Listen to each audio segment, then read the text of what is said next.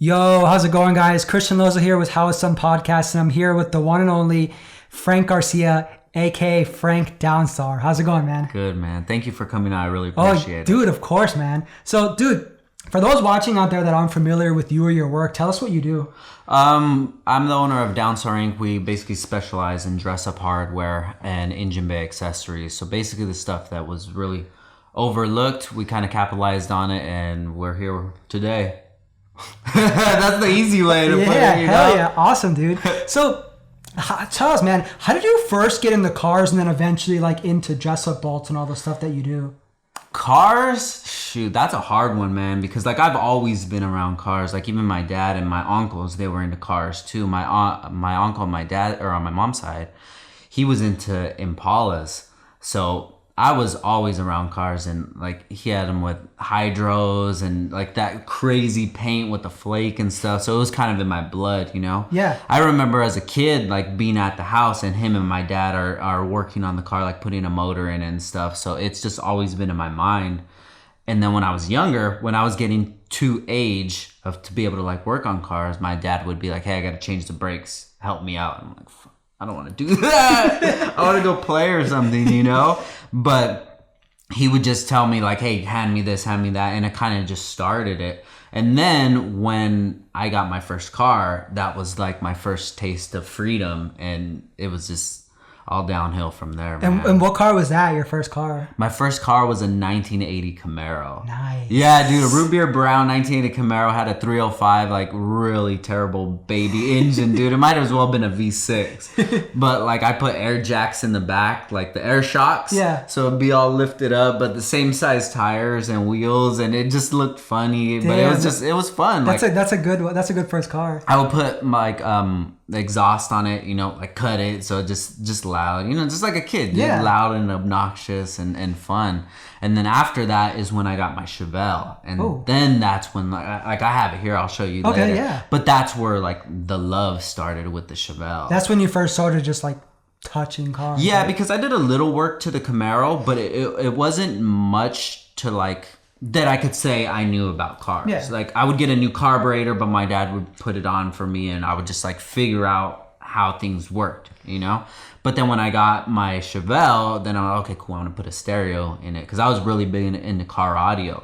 So I put a new stereo and then put new speakers and then go from there, you know? And that car, it had posi traction, so I'll be doing burnouts everywhere, because the Camaro it was like it wasn't posi, so it was just one tire, and it was just it's funny, man. It's a huge transition, but that's where it started at. That's awesome, dude. And then so when you first started getting in the cars, how did that go into you getting into like your business? It's like you know, the short version. It's a really kind of like a fate story, man. It like, so we lived here. I grew up here in Oxnard, California for most of my life, and then after high school, so about 2004, my parents decided that they wanted to move to Nevada, northern Nevada, a city called Gardnerville, which is in the valley of like Lake Tahoe. So Tahoe's up here, Carson City and Gardnerville is here. So I was of age where I could have stayed. Mm-hmm. But I was like, you know what? Let me just move. I'm not ready to leave my family yet. And my dad said he'll buy me some wheels for my Chevelle. So I'm like, let's do it. Yeah, it's a good deal. So there's the Summit Racing up there. So when we got there, I got my wheels, got slicks on it. So I was happy, you know? And plus you got to be around your family and stuff. Yeah, you know, moved there. And my cousin, he lived there. So I would just hang out with my cousin sometimes. But I wasn't, since we moved, my family didn't force me. They weren't like, hey, you got to go get a job. You know, I really didn't need money. I would just for gas and stuff. And I had money saved up, you know, just from working whatever jobs, hustling. Like I've always been hustling, you know? So then I'm like, I was already in car audio. I decided, well, let me see if I can get in at Best Buy, because I always wanted to get into Best Buy here, but they didn't have any openings for install. Okay. So when we moved to Nevada, I'm like, let me try, and they accepted me quick for the install bay. So I'm like, cool. So I go to the install bay, like I start there, and I start working with this guy, Raul, which turns out to be Raul Ramirez, or what the hell is his? Edit. No, it's all good. It is Raul Ramirez, dude. What the hell? I don't know. Raul Ramirez from Checkered Sports. Okay. So back then, we were just two young kids working in the install bay. I had my Chevelle. He had his Hondas. He had like a CRX, like Pana Sports. It was nothing that I was into at all because I was into car audio and I was into muscle cars, American cars. So Hondas were always like a joke to me, you know? Sorry, guys. But after I started working with him, me and him gained a friendship. And then he started showing me like what Hondas could really do. And I was like, wow, that's a really nice car. And then he would bring in right-hand drives because he was already pretty deep into the game. And I've never even seen a right-hand drive car before. So but your mind was like blown. Dude, yeah. And then he was one of the first ever K-swaps. Well, he is the first ever K-swap I've seen. And they didn't even have parts out back then. You're talking maybe like swap mounts. That's when you had to do like custom mounts. Yeah, dude. I think, to be honest, I don't even know what he had. He might not even had, Hasports or something. This was probably 2005-ish. Oh, wow. It was a long time ago. And when he took me for a ride, and I'm like, damn, this car's pretty fast. And then slowly, like when you hang out with friends, you kind of, they get what you're into, you get what they're into, and you kind of merge a little bit. So he'd be on the computer answering PMs and stuff like, hey, what are you doing, dude? So I would go on and I would check out cars. I'm like, oh, dude, this car's nice. And then my other buddy, Gary, who worked there too, he was into Hondas. So those were pretty much the two guys that I would hang out with because I didn't know anybody over there. And they were both into Honda, so it kind of got me into it. They were a huge influence. Yeah, sure. Oh, definitely. Just being around them all the time and working with them, I'm sure you were just like, got into that 100%, dude. Yeah, and they would come with new parts. I'm like, this is exciting because they weren't into muscle cars at all. But we were all into car audio, but it was like, that was a way for our worlds to merge. And I just got on the forums. It was NWP for life.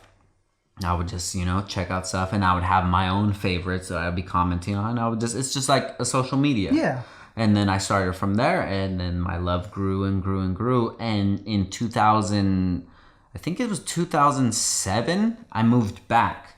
So my parents stayed up there. Me and my big sister, we moved back to Oxnard, and I bought my first Honda, which was I was given a Honda over there, but it was an 86 hatchback. It was my hoopty. It was like super hoopty car. Like I had 412s in it. It was just it was dope, dude. But it wasn't like a Honda. So I don't really count that as my first Honda. So my first was a 91 SI, an EF. And I bought eBay springs for it, put it on there, air freshener. You had the toy hanging from the tow hook. Like, that was all me, dude. Yeah. And every time I would get home, I'd be like, oh, hell yeah, I got my package. I would go right to the garage. Shared garage, bro. Wow. Like, it was a shared garage. I would be on my side and, like, tinkering and stuff. I didn't know what I was doing, but I already had a knowledge of how cars work. So that was like the car that was like your knowledge car where you learned everything. Yeah, I started learning about Hondas from there, and I actually had an accident with that car. Funny story is I put the suspension on. It was Bombs, BOMZ. It was like $30 from eBay, and they're blue springs. Yeah, they're springs. It wasn't even coilovers. It was springs. So I was like, oh, these are cool. It's like $30. I put them on, and it felt a little more stiff, but it was dumped to the ground, dude. So there was this turn. I was going to meet my boy, and I took the turn. I stopped. Like fucking Paul Walker, bro. I stopped. I'm going, dude. And like I tried to take the turn quick, but it just like went straight, bro. So I crashed. And nothing happened to me, but I like went over the curb and shit. Car was completely screwed up. Well, like the whole front end, the wheel got bent in and shit. So I call my boy. I'm like, dude, I just crashed. He's like, where you at? I was like, I don't know, bro. Just come through it. Just like all the adrenaline coming through. So I got the car, towed it back to my pad, and then I started learning about cars. Okay. Because I needed to replace the fender. I needed to replace like the lower control arm, the subframe. All that shit got bent because it hit, bent everything. So I had to get a new subframe, everything. Yeah. So when I started doing that, I didn't know that a 4-door and a 2-door and a hatchback were all different. So I spent maybe a few $100 on parts that I didn't even need. for a month I was going to the junkyard, you know, like collecting parts and looking for cars, and it didn't fit, and I didn't know, you know. And that, I'm sure that was like a good learning experience. Definitely, too, yeah. definitely, man. So you got to put the work in. So I managed to get that car fixed, straightened out, looking like something, and then I sold it. I was like, I'm done with this car. I sold it.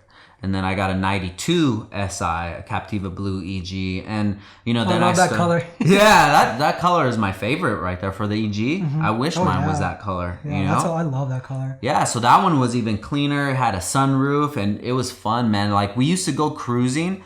I would put the windows down, heater all the way up, go to Hollywood, and just cruise, man. I would e-brake it, like do a 180. Like this is all the shit that I used to do. It was so fun, man.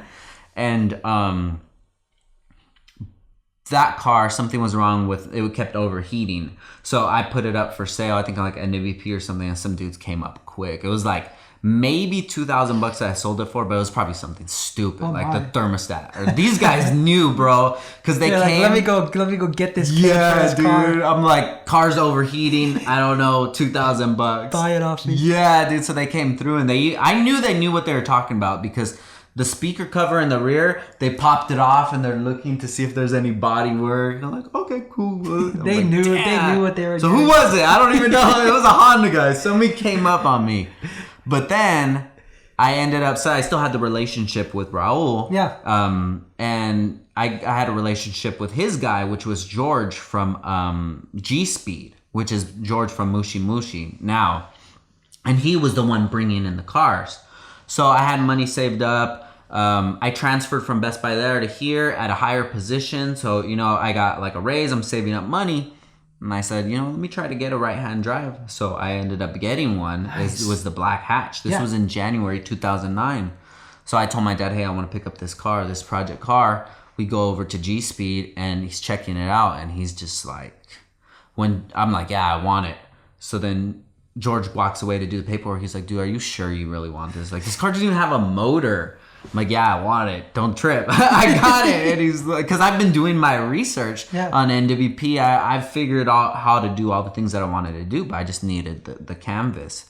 He's like, all right, I just don't want this to turn into another project that's going to sit in my yard. I'm like, no, I got it. It's cool. I got this. I got this. So I got the car, brought it to the shared garage. That day, bro, I'm tearing it down, tearing this out. Right away. I'll text Raul, hey, bro, do I need this? No. Cut it off. Hey, do I need it? No, go ahead.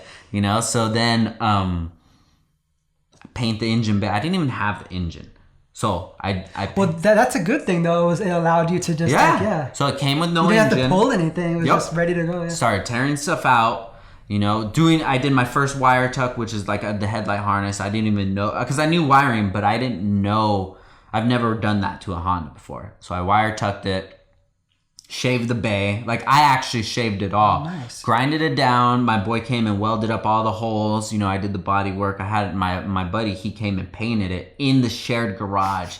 In an apartment, dude. Like on a Saturday morning, bro, the whole block smelled like paint. It was insane, man. Like back then I had so much more fuck it than I do now. Because I was like, whatever. That's so crazy. You're talking midnight, bro. Police would come. I'd be like, oh, sorry, my bad. You know, people would bang on the garage. I'm like, man, fuck you, dude. I'm getting this shit done. So I built that car probably in maybe 3 months. But when I got to the point to put the motor in, wire tuck the motor. Then I needed to like do the hardware side of it. And I would hit up people because they had basically like the regular fender washers, like the V1 stuff that we offer now. Hey, where'd you guys get that? They wouldn't tell me. Oh, my buddy got it for me or whatever. Ask people. Nobody would tell me. All right, cool. So I went to a hardware store and I actually was able to source some stuff. So I had my build thread going. I put it on there and people would be like, hey, where'd you get that? Same way I was doing it. I was like, well, if you want to do it, I got you. $1 a piece. Like, all right, cool. So basically the business started from other people's money. They said, hey, give me 20 of them. All right, cool. So it started out as basically just you being like a middleman. Just from okay. It was for convenience, you know? These people I didn't know where to get it. They didn't know where to get it. So $20. And that was like the hustler in you to just be like, let me just like take advantage of it. Dude. Yeah. So I posted up $20, $7 shipping, going through PMs, and then at this Best Buy, I was doing the same shit. I was online, you know, answering PMs. Cool, I just made $20 today. Hell yeah, you know, and just being stoked, man. And then it turned into that Eibach is when I debuted my car. So I took it to Eibach. Dude, they had us parked in like the back area by the loading docks in the corner. And some people will remember this, dude. I had a cereal box that I cut open that morning, flipped it inside out, and wrote Downstar Inc. $1, and I had one of the washers right there. And I put that like on my cowl when I had my car staged, and people would come up and they'll be like, "Hey, dude, can I get 10 of them?" I'm like, "All right, cool." You know, made probably like $60 right there, and I'm first time vending. Yeah, dude. And then it just new products started from there. Then I'm gonna do my engine stuff. So it basically started with me working on my own car. Dude, that's awesome, man. And then saying like, okay, I want to do the motor hardware, so I do it, make the kit for myself, and then it just offer it to other people, and then it just blew up from there. Dude, that's such a cool story, man. Thank you. That's so awesome. So, dude, we've been following each other for a while on Instagram or just social media in general. You know, we've known each other for a long time, and so the one thing that I like truly enjoy about like your social media is that you just like love speaking your mind. Yeah. So like I've gotten like there's been like a handful of like quotes that I've gotten from you that have always stuck with me. Dope, since you know, since the beginning. So I brought one of them over, and I just kind of like wanted you to just like read it to everybody who hasn't seen this, and just kind of, you know, just read it as if, you know, you were just like narrating, because like this quote has like really stuck with me, man. So yeah, I post a lot of this, so it's kind of like this is gonna be refreshing to me too. So, my first Honda was a 1986 EA. It was baby blue and beat to shit, but I loved it. I ended up painting it camo and had 3 12-inch subs in it with 4 6x9 speakers screwed to the roof. Frank the Tank. Then I got a 91 SI. I lowered it on eBay sleeves and put JDM side markers on it. Every small mod was so great, from the new shift boot to the Wakaba badge in the window. Then I got a 92 Captiva blue hatch that I lowered the legit way. Skunk 2 sleeves on stock shocks, the legit way. I even tossed on a C-pillar bar. Damn. Broadway mirror and a Spider-Man Happy Meal toy on the tow hook. My next car was a 92 EG6. This car had been through so many stages and continues. This car has been through so many stages and continues to evolve. So why do I tell you this? Because I was where you are. I was stoked about new stickers. I was doing DIY amber corner gauge lights. I've been there. I know how happy every small mod makes you. I will never forget that. Don't ever let anybody talk down to you. Don't ever let someone tell you you're doing it wrong. Don't mind the OGs who are stuck in the late 90s, who looked down on you. Just do you. Have fun. Follow trends. Make new ones. Learn from your mistakes and make more mistakes. You will never please everyone, so focus on pleasing yourself. If you do, you will never be disappointed. Dude, that like quote is like always stuck with me, man. I was like, God, that like it was like so memorable. So I just like want to ask you, man, like what is that like quote, or like what does it like mean to you, and like does it still hold true like to this day? Oh yeah, dude, like even reading that, it gets really emotional, you know, because I feel like that your life, like you don't just live one life, like you live multiple lives, and if you want to call them chapters or what, but like physically you're not the same person you were 7 years ago. Mentally you're not, you know, so that's like a separate life, separate memories you've had with people. And like these memories that I've had, like I can attach those to where I was living, my financial status, or my like music you're listening to, anything, anything, you know, you can attach all that to it. And what you're doing right now, that's going to be what you're going to look back to in the future, you know? And like when I see people at those levels in their life, you know, buying eBay stuff, doing crazy stance or whatever, you know, there's two parts of me. There's the part of me, the business part of me, which I'm like, this is not good for the community. And then there's the other part of me was like, damn, that's fucking rad, you know? They're doing them, yeah. Do whatever you want to do.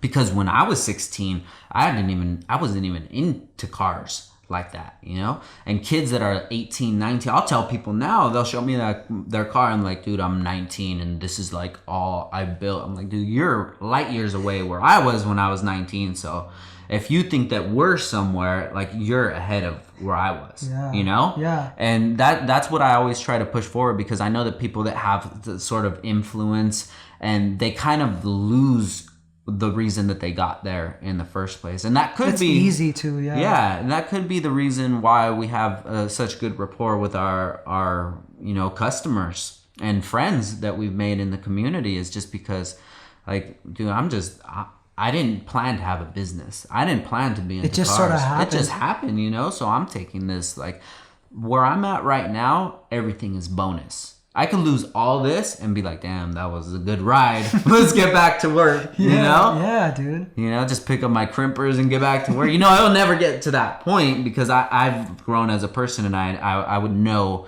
the next step to take. But, dude, if that happens, it's no problem, man, because it's just, when you've been to that part, I don't want to say the bottom, because I wasn't like homeless or poor or anything like that.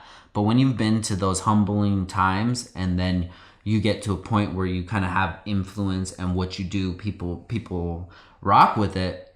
That's big, man. And I never take that stuff for granted, ever. That's a good mentality, man. Yeah, and it's helped us out a lot. That's awesome, man. Yeah, man. I had to have you read that quote, because it's like stuck with me for so long, and it's just like, it's a good way of like looking at things. Yeah, and I think maybe at that time, and I think that's why I mentioned, you know, the OGs, is because I see people that that been in the community as long as I have, or maybe even longer than I have, and I see how they talk to the younger generation. I'm like, you can't be doing that shit, bro. Like, that's the future. What you came out of the vagina like wire tucking and rent? Like, no, you didn't, dude. Everybody started from somewhere. Everybody started from somewhere. And some people just don't get that. Yeah, dude. And that's one thing I tell my son. Like, dude, you want to be the best soccer player, right? Messi, arguably the best soccer player, you know, up there, right? Where do you think that dude came? Like, he didn't just come out and he's just like, oh, you know? No, dude, he was the one that didn't even know how to play up. soccer at one point. Yeah, he's the one that didn't give up when everybody else did. When everybody stopped messing with Hondas, when they switched to other cars, when they got too old for the community, you know, nah, I'm rocking with it now. And when they look back and like, oh, you've come far. I'm like, you could have come far too, bro, if you didn't leave us hanging, you know? Yeah. And that's how I see it. So it's I think that the younger generation, they really need some role models, and the OGs, they're not. It's a total disconnect. Yeah, I feel you on that, man. So, dude, before we like jump into things like going more into detail about Downstar and Hondas and your life and sort of that stuff, I just wanted to bring this up. Like, lately your life's been like pretty crazy, man, like in a good way. So I know that like you just got married, and your birthday just passed, and you just got back from Eibach, man. Tell us like what's been going on. Like you know, it looks like it's been like pretty fun, man. Yeah, it's been. I don't want to make it sound like it's been a task, because it's been fun, you know, but it's been very busy, you know, and I'm not used to being like that busy. Like, I'm not one of those people that stays up till 4 a.m. and wakes up at 7 and like, you know what, the reason that I have this business and my motivation is so I never have to work like a 9 to 5. You know, I live how I want to live. You know, I get up at what time I want to get up. You know, I go eat where I want. We'll do whatever we want. You know, and if I want to stay up late, like on live chat or something, I'll do that. And it's just because you're your own boss, like exactly. And that to me, that is what I consider success. You know, it's not a monetary value. It's not like, oh, when I hit 1 million, 2 million, 3 million, I'm gonna be no, dude. Like, I'm living life. Like, I'm having a good time, and so this has kind of been out of the norm, you know, but this was to take the next step in life. Yeah. Like, me and Ashley have been together for over 6 years now, and she's been there since I pretty much started. We met in 2012. Okay. But from 2009 to 2012 was pretty much like, I was still working at Best Buy that whole time. So it was trial and error, you know, figuring things out, and also figuring myself out, you know. I've had past relationships that it didn't work out because we weren't on the same page. Right. Yeah, that's like key for any relationship. Exactly. And I wasn't mature at that time to take someone seriously, to actually invest time in. Like, I would look at girls that I would be in a relationship and like, this isn't worth my time. Like, you're not respecting what I'm bringing to the table, you know? And like, when I got shit I got to do, you're you're bitching at me for it. Like, you don't see the big picture, right. you know? And me and Ash, like, she always understood that. And of course, at the beginning, it took time for both of our single ways to merge together and to, you know, understand each other. And it's just been, it's been exciting, man. It's built so many memories. And like I said, from 2012 to now, that's a totally different life. Oh, yeah. Like, we've created such a life together that we have memories that I forget until I'll see a picture or something like, oh, that was so good. Yeah, because that's such a long time, man. It's a long time. And it's awesome that it's like, you know, now official for sure. It's official, you know, and it even took for me like to decide that, okay, we're going to move it to the next step. It's a big decision, yeah. You know, I take it big. Yeah. A lot of people don't. But I take it big because if I'm gonna do something, you know, I'm gonna put my time into it. Because if not, do it once and right. There's no reason. There's no reason to do it. You know, it's like building a car. I'm not gonna build a car that's gonna be half-assed because there's not even a point to even do it. You know, so I knew that I wanted to get her, you know, a nice ring, but I just didn't want to go to Zales and be like, oh, that's nice. I'm a hustler. I understand the lighting. It's perfect lighting for the cuts, you know, to make it look good. But once you go outside, you're like, this is you know. So I did my research for like 3 months, you know, finally pulled the trigger, and then that was the engagement part of it. So from the engagement to the time we set the date, from the day we set the date to like it's all building.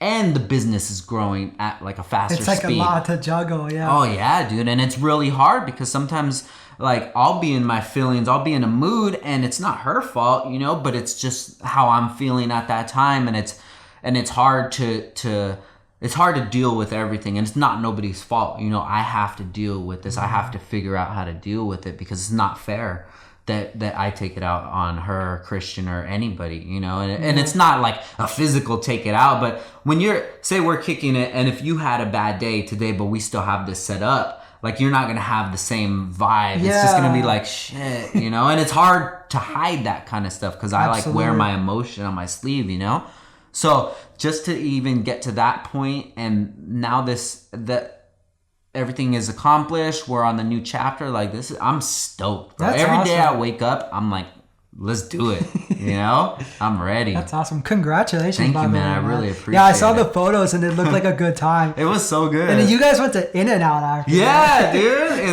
Dude, we had a good time, man. I mean, she had the vision, which is really crazy because like she's not like a creative person like I am. Like, she'll always say, like, you can picture it, just you're good at that kind of stuff. But I think she hasn't tapped into something that she had a passion about, and she was passionate about the wedding, as was I. But you know, blush versus pink, like that's not a big deal to me, but to her, like she put the vision. And when I walked in, I'm like, damn, she killed it. So she was able to use the wedding as like a platform to just be creative. Not in her knowing, but for me knowing creative people and seeing that, I'm like, damn, you got. And in my head, I'm like, man, you should probably do something. Like, you know, you got the eye for it now, you know. But it was a good time, man. We had friends there, family, and everyone had a good time, and that's the most I could ask for. That's awesome, dude. Yeah, congrats again. Thank you so much. Awesome. Thank you. And how was your birthday? It was cool, man. So the wedding was Saturday. Sunday we had a thing at my parents' house, and then that Thursday we left to Orlando. So me and Ash went to Orlando for Eibach, Orlando, and it was like real world Orlando because we stayed in an Airbnb with Rywire, Big Mike, RC, Mike SI, and Ryan from Eibach. And a few other guys stayed there too. Yeah, I saw all your stories. Yeah, Instagram stories. That looked fun. And it was such a good time because when I go to those events, like that's kind of my vacation, relax. And she got to experience that, you know. And she got to experience like, cause if my wife was going out, like she's going out to work events, you know, at one point I'll be thinking like, what do they do out there? You know, and in your mind, you're just like, oh, they're all talking about guys and shit, or, you know, makeup or whatever. But when she came, she got to see, and she's like, man, all you guys do is just talk about cars. I'm like, yeah, that's basically, we talk about cars, you know, smoke, we'll eat, and that's the weekend. So she got to see it all. Yeah, dude, and they got to like gain relationship with her and her with them. So it was a blessing, man. Yeah, that sounds like fun, dude. And the show was really good too? Oh yeah, man. The quality of cars out there, it's surprising to even Florida guys, because there's really high theft in Orlando and Florida area. It's like a known thing. It's disgusting. It sucks. Yeah, dude, it's terrible. But these cars will come from the garage and like out of nowhere. They drive to the show, go to the show, drive back, probably take like the long way. Make sure no one's following you. Exactly, dude, because people are scandalous out there, but there's a lot of quality cars. How would you feel that the scene in Florida compares to like Cali? I think comparing anything to Cali does a real disservice. Yeah, I agree. But as far as when I first went to Florida, I went to H Day in Orlando, I think in 2013, I want to say 2013, 14. And seeing the cars that were at that stage, then even some of the builders at the stage that they were and at the stage they are now, it's progressing. Okay. Everything's progressing. That's cool, man. And even, the whole East Coast. Yeah. I've been going out to like the Northeast since about 2012. 2012 was my first H Day, and just seeing the quality of cars grow from something that was like, they're all right, to now they're really competitive. Yeah. It's like, damn, it's good stuff, I will agree on that. It has like come up a lot since back then. Yeah, and I mean, you could either put that into social media's hands or what have you, but it's changed a lot, and I like that. I like that competitive spirit. Yeah, me too. It makes it fun, man. Oh yeah, and definitely. Going to shows as somebody who's on both sides, it makes it fun. If you're going to a show and you're showing your car off and you're like competing against other people, it's fun. Or if you're just going as a spectator to watch, it's obviously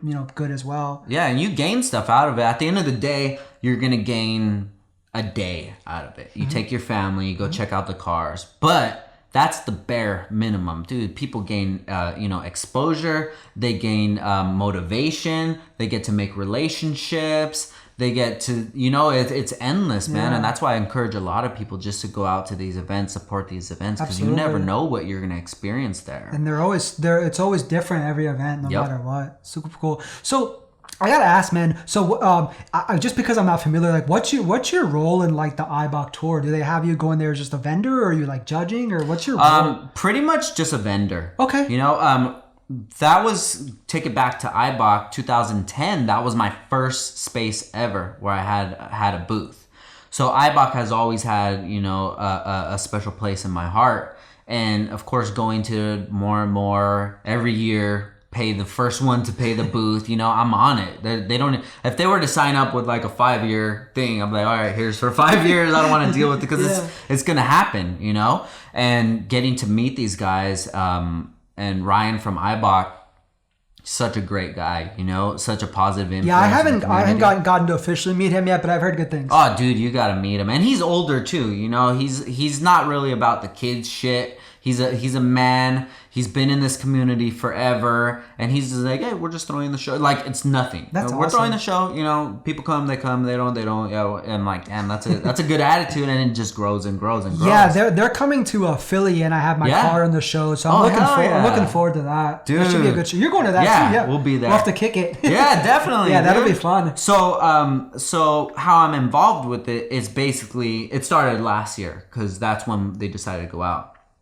Ryan's like, hey, it's going to be this much for a booth. And I still pay for booths, because even he's my homie. You got to support. You have to support, because he's putting in hell of time for this, Oh, yeah, and man. He could very well just be like, oh, dude, I got you a booth. Don't worry about it. But I'm like, nah, dude, let's keep friendship one way and business on the other side, So he's like, hey, if you want to do this, it's going to be this much. But if you want to come to the rest of the tours, it's going to be this. I'm like, dude, hell yeah, let's do it. I'm with you. So when he sets up an Airbnb, we stay with him. So if you don't have to worry about lodging, and like, you get to hang out with them. That's fun, man. Like, dude, it's priceless. That's super fun. And plus, too, man, it's like, you've been like supporting them for so long, and you get to like travel with them and spread the word of your company to different cities and stuff. So it's like a win-win. Oh, dude, it's a friendship. Yeah. That's it. It's just a Family. friendship. It's family. Everybody is growing at the same time, and you want to help everybody grow, and you want to see everybody. At least I do. I want to see everybody grow, and I love seeing that. Last year he just had a couple events, and then this year it's even more and more. And he'll ask me my advice. What do you think? I'm like, dude, let's do it. Whatever you want to do, I got you. Like, I got your back with it. So you're not gonna go to this event by yourself. Like, you're at least gonna have some Cali guys with you. That's awesome, man. Yeah, I went to the Eibach meet. I think maybe back in like 2010 or 2011. I went like 1 or 2 years back then, and dude, like seeing the builds back then was just like mind blowing. Yes, dude. And like, I mean, I've unfortunately have only been able to see like the coverage from like every year after online, but it's like super cool, and I love that they're doing this like tour now. Yeah, man, it's awesome. And it's like from back then, it has a prestige to it. So people that go to the event, they're like, okay, my car's got to be on this quality, because that's how all I've seen it in SoCal. That's how all the cars were. So this is what I want to shoot for. And they do they approve the cars. What is it called? What do you mean? Where they approve the car? Like screening. They screen. I'm sorry. Screening. Yeah. Yeah. So they approval screening. Yeah. For the Eibachs here, they don't. But for the ones across the country, they screen, and they've been bringing a lot of nice cars. Do you think they'll ever do that out here, or do you think it's just no? How it's too right? big out here, man. Yeah. It's grown way too big. Where it's just like this. The event they have is an actual meet. So fuck it. Let's just go. So it's like, I'm trying to remember, just because it's been so long. So it's just like whoever shows up. It's like first come first serve. Like that gets because that. I remember when we went, and I think they've changed it since, but it was like at their headquarters. Yeah, and it was massive. Yeah, right now, since they've been in business maybe 14, 15 years. Like, it's getting a lot more structured now. Like, they'll give different times and stuff, but it's still hectic, I'm sure, with your guys' event. As much as you try to structure it, like, somebody, hey, I'll be there right now. Be like, dude, and it's your homie, but like, man, come on, let's do this. Yeah, doing events is like so stressful. Exactly, super man. stressful. So every time I go to events, even if I know the people were homies or whatever, I'm always respectful. Like, I don't just go in there and be like, I want my booth right here. I'm like, hey, man, what do you need help with? Where do you need us? Because I know what they're dealing with, and I know they're dealing with. And that's awesome that you understand that, because a lot of people don't. Oh yeah, and it's people that you would expect to. Like, dude, you know what the hell I'm going through? Why are you doing this to me right now? It's always those people that like ask for favors, like the day of or something. You're just like, don't ask me for shit. Or the worst is when people are like not happy with where they're parked or where their booth is, and you're just like, sorry, man. And I've always had the mentality where, like, put me wherever, I'm gonna make this shit happen. Mm-hmm. Do whatever is gonna work. I wish every vendor was like exactly. Put me wherever you want. I'm gonna make this shit happen, because I feel that it's my responsibility to get people to the booth. So when I'm doing posts like, oh, the booth set up here, the night before we're getting ready to go, like, that's on me. So if people want to come to see our booth, that's their motivation. Like, okay, cool, Downstar's gonna be over here. It's not on the promoter. They'll find you if they want to go to. Exactly. It's not on the promoter. They're giving you space. Mm-hmm. That's it. Like a swap meet. A swap meet doesn't care if you sell or not. You're like, okay, this is your spot, 521. 521, I'm going to put it up. It's my responsibility to make sure that I got traffic right there. Yeah, man. So, dude, switching gears a little bit, let's talk about Downstar, man. So, for the people that are listening or watching or whatever who aren't familiar, what does Downstar Inc. offer, like product-wise? Well, we started off with, fender washers, and then from there it turned into engine kits. And basically what an engine kit would be is like the hardware side of it. We have replacements. So I have a paper, it'll say bag 1 contains this, 2 this. So you just pull off a bolt, put on a new one. And then a few years later, then we started dipping into more, like, okay, people want stuff for their mounts. People want stuff for their transmission. And now it's pretty much, if you have like a General Honda EGDC, EK, EF, whatever, we have like top to bottom. Nice. Suspension, engine, everything. Wow. And we developed our beauty washers. So we have the billet aluminum beauty washers. Yeah, I've seen those. So clean. Yeah, dude. They'll go under the nuts. They'll go under the bolts. And it just gives our customers that next level of creativity. So you could take your build to the next level. And then we also offer, you know, like brake line tuck kits, fuel kits, booster deletes, and things like that, you know, and apparel also. Just things to help out the everyday enthusiast, the builder, because I know what it's like to be in that position. Like, dude, now what do I do with my fuel? Like, I don't even know, you know, and I don't expect tough, everybody, especially if somebody just starting out. Yeah, I don't expect them to know that kind of stuff, and that's my job. My job is to know that, educate, and then to tell them, hey, this is what you. If that's what you're trying to accomplish, this is what you need. And I've never attacked it from like a sales point, like, hey man, so you want to buy it? You want to buy? I'm like, dude, what are you trying to do? Okay, I'm trying to do that. Okay, you want to do this? Okay, cool. If that's what you want to do right now, that's cool. But you're gonna be wasting money in the long run. So I just want to let you know that right now. Like, I'm not trying to make you spend this money, but in the future, you're gonna want to go with something else. You know? Yeah, it's good that you're like honest about that. Yeah, and because like, you know, that's the best kind of salesperson, is like someone who's honest. Oh, definitely, man. People come to the booth and they'll be like, yeah, I just want to get this. I'm like, well, what is your idea? What are you trying to picture? You know? Yeah, you want to guide your customers in the right direction. Exactly. And you don't want to ever steer them away or make a quick buck and then them never come back. That's all you get. Yeah, you get that quick buck. Yeah, and that's it. Yeah, you know, $50 here or. But if you treat them right and you steer them the right way, they're like, well, shit, I'm gonna come back. And imagine if they turn into like a builder where they have multiple cars. You know, every year they'll come out with a new build. Like, you're in their build package now, like what you figure. That's where loyalty and like return customers come in. If definitely. You treat them right, they'll treat you right. All day, man. Yeah. All day. That's what I've noticed, man. Like, I love that you have like that interaction with your clients and you're honest and you're just the type of person that would just like never steer someone like in the wrong direction. Oh yeah, man. And that all goes back to like core principles. It's like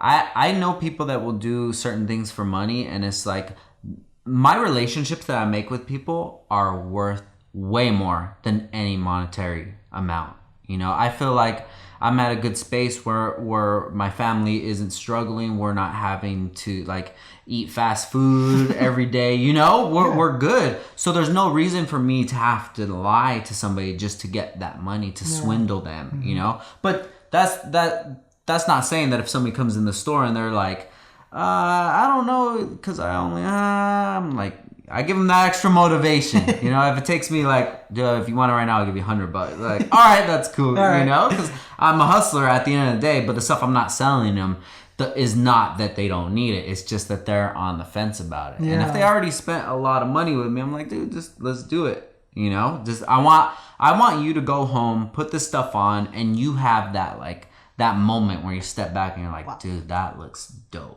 You know, because that's what sales is. Yeah. You know, at the end of the day, that's what you want. Yeah. When you get new shoes and you put them on, like even Yeezys, you know, they're super expensive, resale's crazy, but when you put them on, you're like, damn, these are comfy. Yeah, you know, it's that first time, and that feeling is what makes people come back. Exactly. Yeah, man.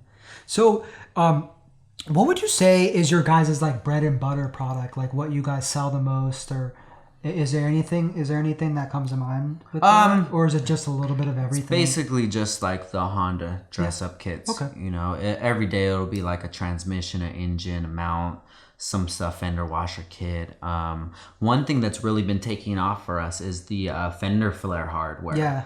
Yeah, because before I developed that product, pretty much everybody would use like Phillips screws, like chrome Phillips screws, and they're like, yeah, we're doing it on this Aventador.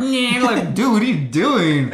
You know, they'll use like the black bolts. Yeah, I want black sleek. I'm like, yeah, it's gonna rust, bro. And you'll go to SEMA and it's already rust. I'm like, what are you doing? You know, so I worked on this GTR. Maybe you've seen it, was the Garrett Gretti GTR. I think so. One. Yeah. That one. So the guy Ernie that built that, he wanted to get Downstar on his car, on that car. So I basically went to his house, figured out what product that I wanted to use for it, and took off the whole kit and like drilled it out and shit. And he didn't give a shit. He's like, oh, dude, do whatever, you know. But I'm like, oh shit, it's a GTR, you know, taking off the Phillips. How many pieces would you have to guess that you put into that? That one was a lot more because we did like the canards and all that stuff, like the lip and everything. But the basic kit, a lot. Yeah, a lot. But the basic kit is about 65 pieces. Whoa. And it didn't really take off. Like I've spoke to all those guys that do those kits, like the RWB dude, all the Rocket Bunny, like all those guys. I've spoken to them all and I showed it to them, but that's not where their mind's at right there. Their mind is getting the kit out. Yeah, they could care less about. They could care less. Yeah. They could care if it's riveted on. They don't care as long as the kit is gonna stay on. You know. So I found it was my job to show this product and the value of it. And then we actually linked up with TJ Hunt. He bought him for his wide body, and he did a whole review on it. I didn't even know him, and people are like, "Dude, yeah, he's got a huge following." Yeah, people are like, "Congratulations on TJ Hunt's video." I'm like, "What are you talking about, dude?" He's like, "Yeah, he used your stuff." I'm like, "Send me the link," and I checked it out, and I know numbers, so I'm like, "Oh, damn, this dude had like 600,000 subscribers on YouTube." Oh my gosh! So I hit him up. I was like. I had his number because he ordered from the website. I was like, hey man, thank you for doing that. You didn't need to do that. Like anything else you need, this is my number. Just hit me up. Because with marketing, that's not free.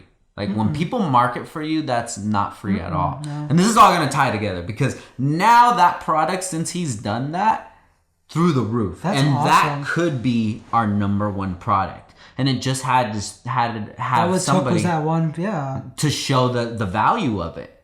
And you know, he had the influence, and people are like, man, that looks way better than just some rivets or something, you know? So yeah, all it just takes is that one person, and for like people to see it, and then it's just like, done. That's it. Yeah. So all those relationships, I appreciate that, and that's why I hit him up, is because like he didn't have to do that, at all.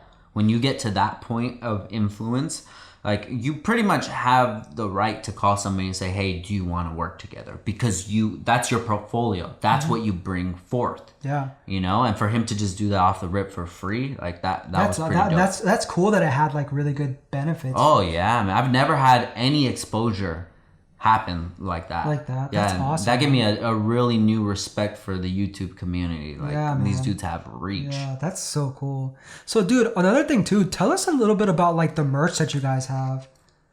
Like I know you guys do like shirts and hats and stuff. Like, well, this is a new hat that we just released this one yesterday.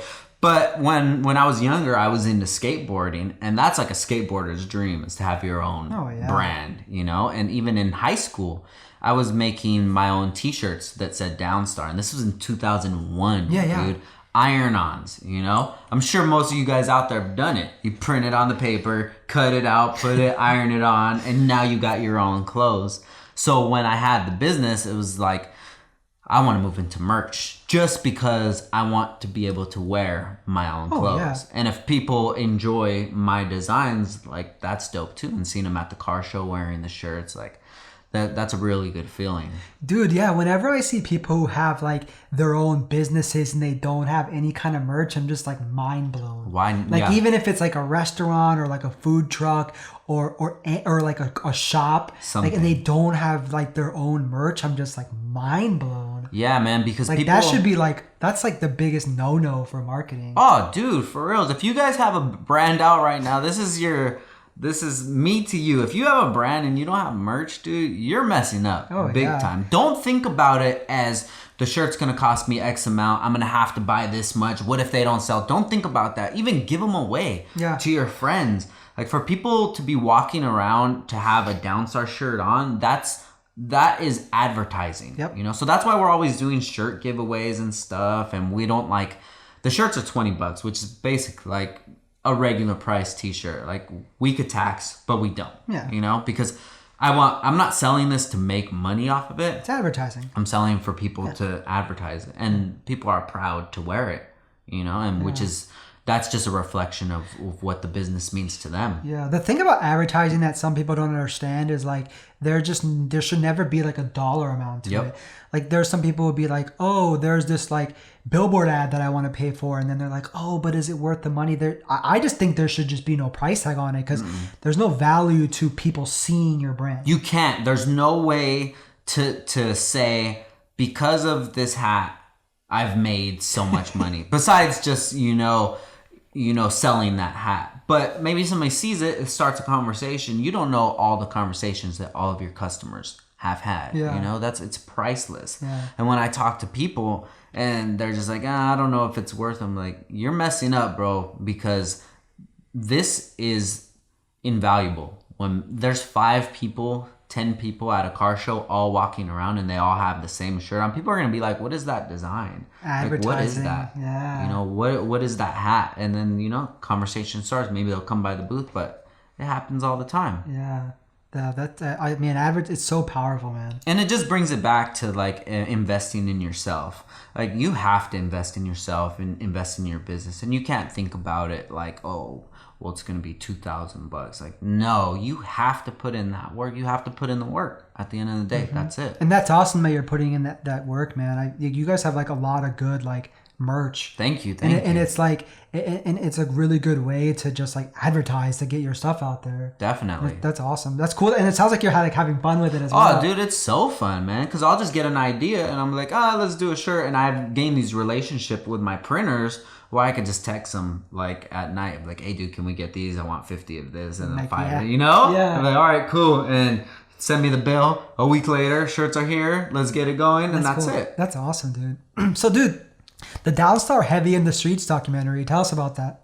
The documentary was done by Right Hand Drive Kev. So it was about 2 Eibachs ago. We flew him down to film the whole documentary. He basically, that's when we did the transition for the Right Hand Drive. So we changed it from the green to the gray. And he like basically vlogged that whole thing. And then after that, it was kind of the story where it would tell where we started from and a lot of stuff that I've already spoke about. You know, my parents were in it and just some of my friends and just tell where the company came from. But I think it was a good representation of the brand and where we started from, but it's kind of like just to get you in the door. Yeah, absolutely. You know? And I think that there's a lot more, like a lot of stuff that I've already spoken about that's never been touched on. And if you just look at Downstar from this and you just see that and you're just like, seems like a douchebag, you know? But it's just there's a lot more to it. And you feel like that documentary was a good like way of letting people know that. Good way to come in, because a lot of people would be like, yeah, I saw the brand from the documentary, so it's a good way for people to come in and say, hey, what is this? You know, so it's a good 30-minute watch. That's awesome, man. Yeah, I checked it out when you first did it, and I was like, this is really cool. Yeah, and you use it as like your kind of your intro to like YouTube, right? Yeah, definitely. That's awesome, dude. So what goes into running a company like Downstar, and like what's your best advice for somebody like looking to start like any sort of business? Well, to run the business is just like fixing issues and make sure everything runs right. You just got to make sure that you're an honest person and that you're just not feeding people bullshit. Yeah. Stuff happens all the time. If we have like 20, 30 different style washers and maybe 10, 15 different colors. So there's a chance that like a red will not be in stock in one of those sizes. So we have to get anodized, and it's just communicating. I'm not going to tell the people, oh, it's in the mail. And they're like, dude, mail cam, where's it at? Oh, my bad. No, I don't play that shit, dude. Like people know. I'll be like, yo, bro, my bad. I'm sorry. We don't have that one in stock. Like, what do you want to do? And most people, they're just building ahead anyway. So, oh, don't worry, my car's not even out of paint. I'm like, all right, cool. You know, you just got to communicate. And we even have, they could text us.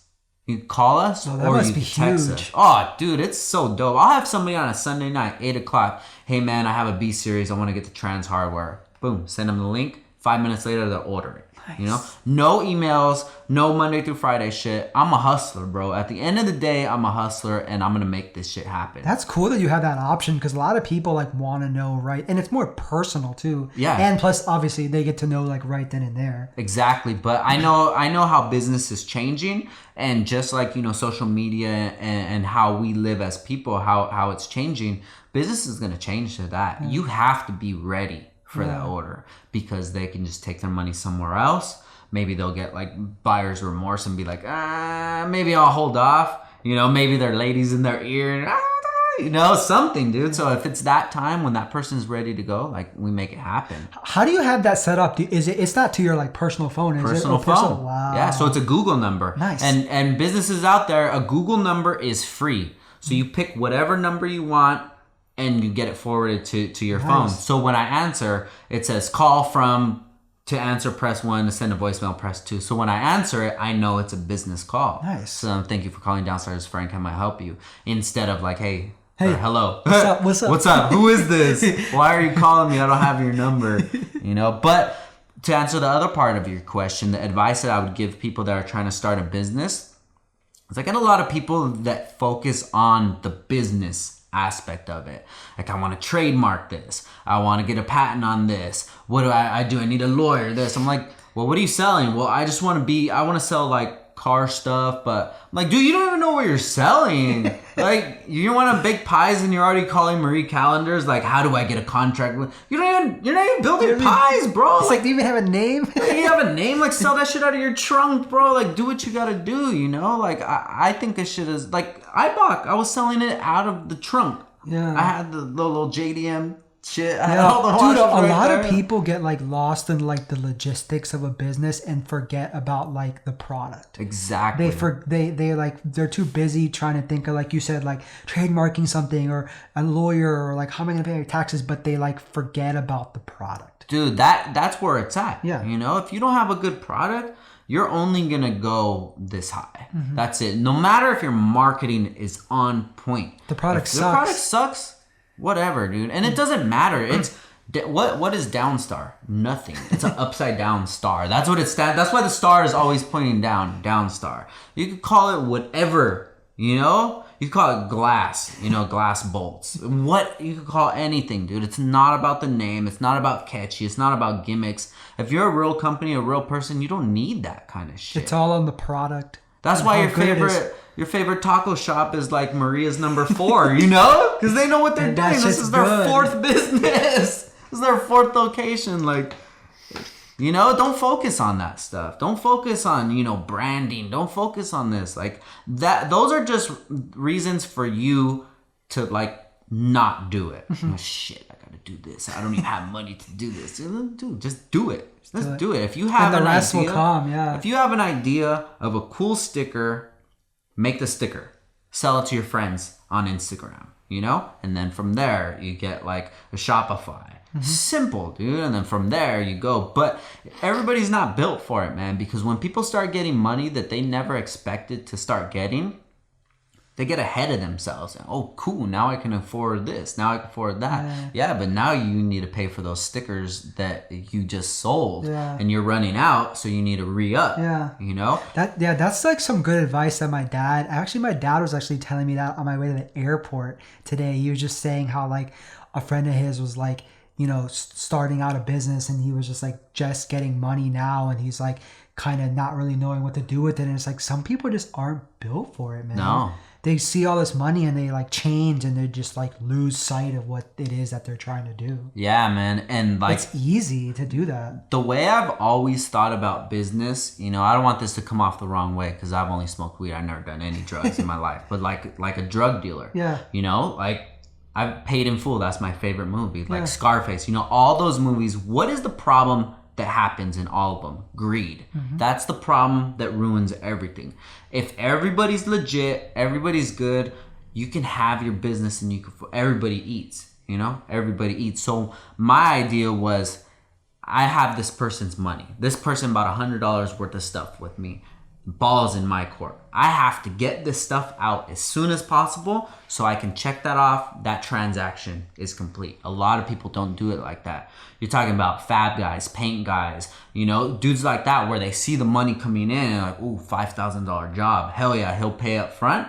And then what, 2 years later? Like, no, dude, you have to be able to put the money to the side and you have to hold your part of the bargain. Yeah. And when you get that money in, you have to think of that money that it wasn't yours to begin with. So you flip that into something else. You know, say if this picks up more, you're not going to stick with the same equipment when you're interviewing Jerry Seinfeld or whatever, you know? Like you got to keep investing. And then and growing, investing, learning, merch. You gotta keep putting in, and then you'll know when the time's right. Yeah. You know, it starts off slow. Maybe you'll go out to Red Lobster once a week. You know, something small that you weren't used to before. But you don't just start getting money and be like, oh yeah, if we can get a Rollie, get a Benz, and like that's stupid. Yeah. And people are dumb with their money, no matter if you make money or not. Like just regular people, they're dumb with their money. I know. It's funny to see when football players get signed to like the NFL, they'll go out and buy like a car like, right away. Bro. It's like, what are you doing? And just like rappers and everything, like these dudes, they come from nothing, and then they get all this money. But they don't have the knowledge. They don't have an OG. They're not built for it. They're not built for it. They're not built for the longevity. And then that's the easiest way to fall, man. When you're not thinking like you said, the longevity, and you start doing stupid shit with your money, you just like, that's the easiest way to back to the bottom. Definitely, man. So you got to be smart with it. Yeah, man. Some good advice. Thank you. Yeah. So, dude, you guys recently, I don't really know the whole backstory to it, but you guys just recently had like got a new website, like it's back up now. Like, how was that like downtime for you? Oh, dude, like that's one thing that you have to deal with business too.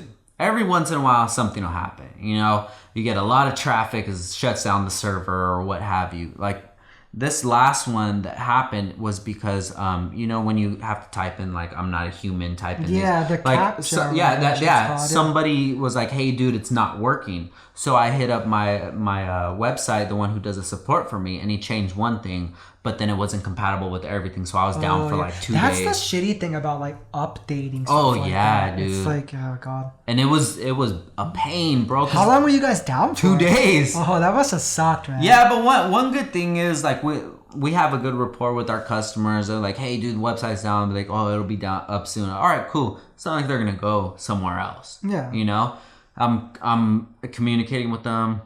If anything, I'll send them an invoice but it's just communication, and it just comes to those relationships that you've built with people too. Because if I was just some guy that people didn't even know, oh, the website's not working, whatever, I'm not, you know. They've built the car in their head. They know what they want, and they know that Downstar is going to be attached to that. So if they have to wait a couple days, they don't mind, you know. But to me, on the other end, I'm freaking out because I'm like, shit, the website's not working. You know, what do I got to do? I'm dealing with these people, and the people that run our website is in the UK. Ooh. So it's like they're answering me back at 12 or something. But dude, 2 days is not bad. It's not bad. Thankfully, it wasn't more. Oh, dude. And I've had it happen before.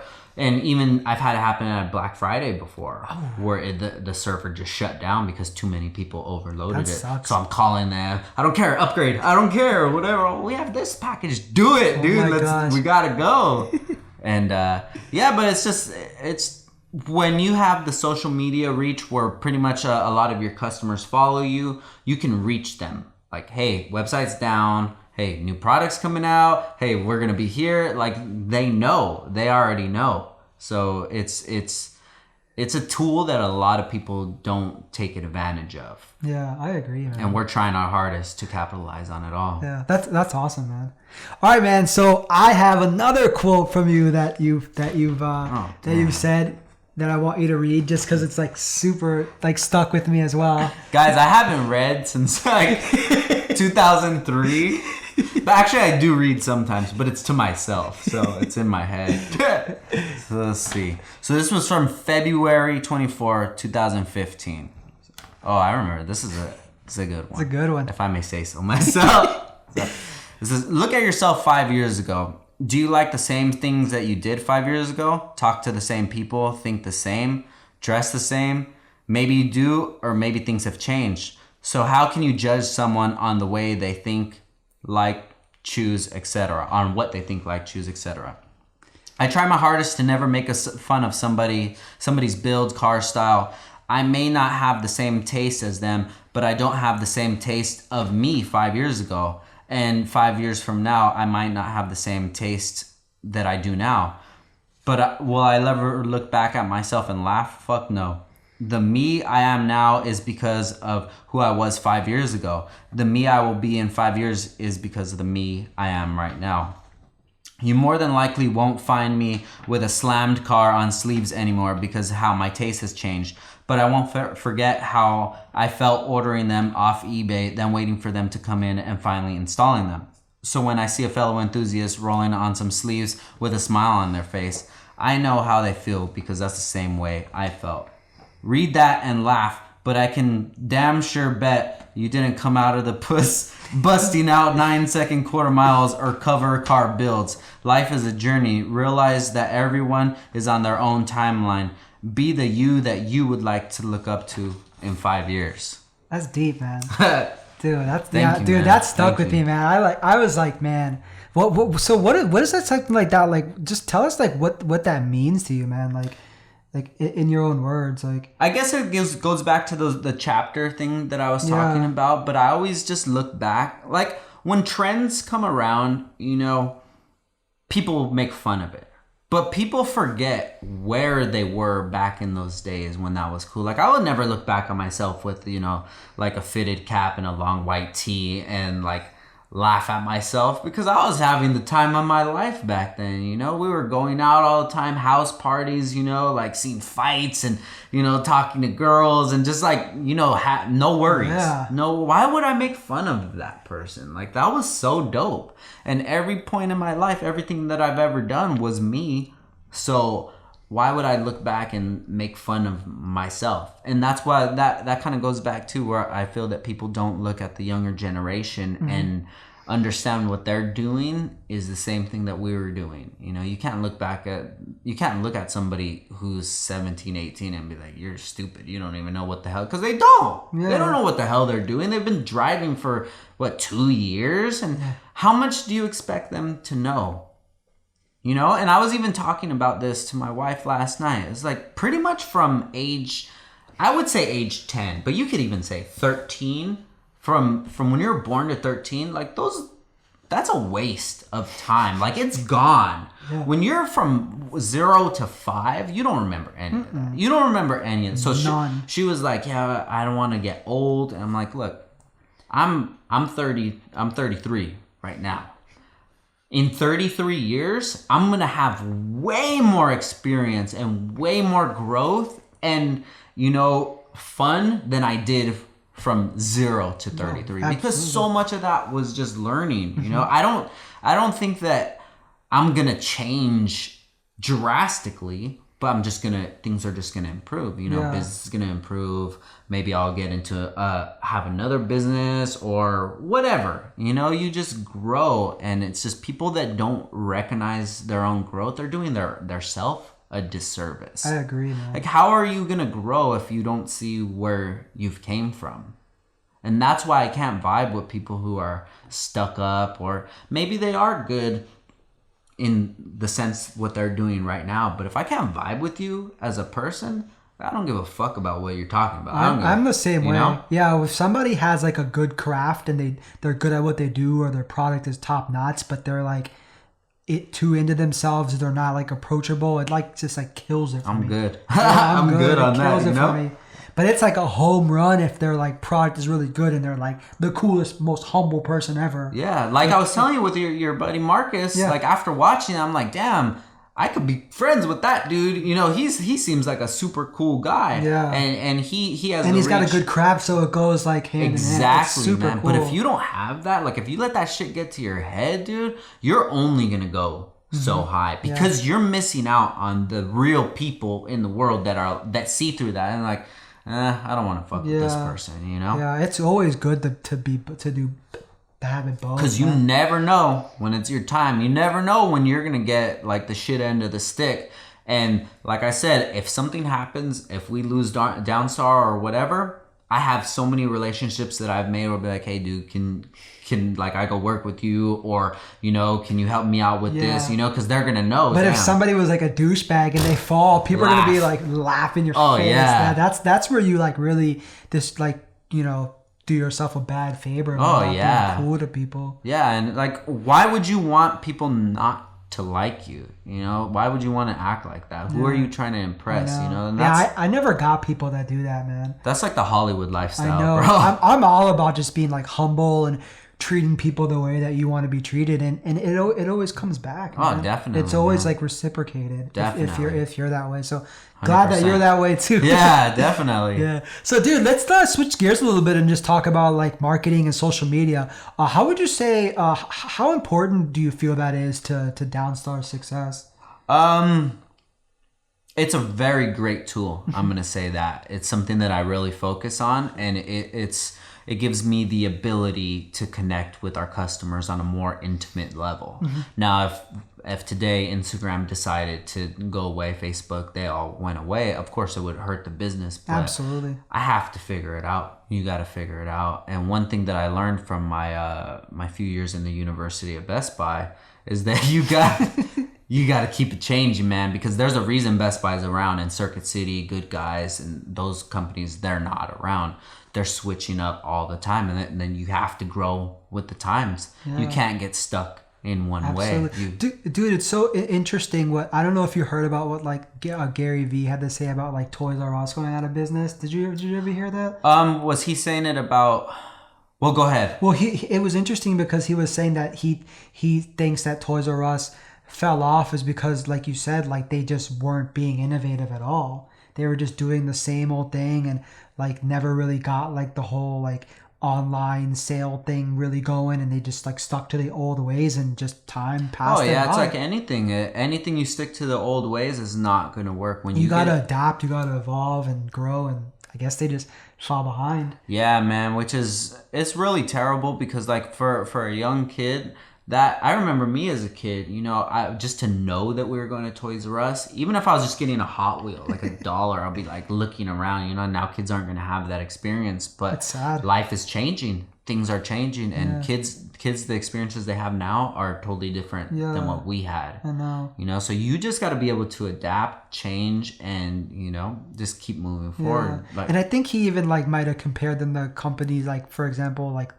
Lego, who does like really cool things at their stores, and people like Lego competitions and all this stuff, and they just have like cooler things going on. They're just not a store where you go and you buy something and leave. Like there's just a better experience, and I guess like Toys R Us kind of fell short on that. Yeah, I mean, as far as like from an adult side of it, I definitely see that, but the kids are definitely gonna suffer because like I don't even remember KB Toys. I used to love going to KB's, dude. I would buy a video game that was on sale just because, you know, I could afford it. I'm like, I don't care if I like it, like I'm gonna figure how to like it because now I'm able to buy something. Dude, I read somewhere that KB Toys was coming back. Really? I don't want to take credit for if this is like fake news. That's what I heard. Well, that would be wild. This is definitely the era that we're in, where any entrepreneur, you need to focus on the past, figure out what was cool back then, and be able to bring it back now. Because if somebody was able to market,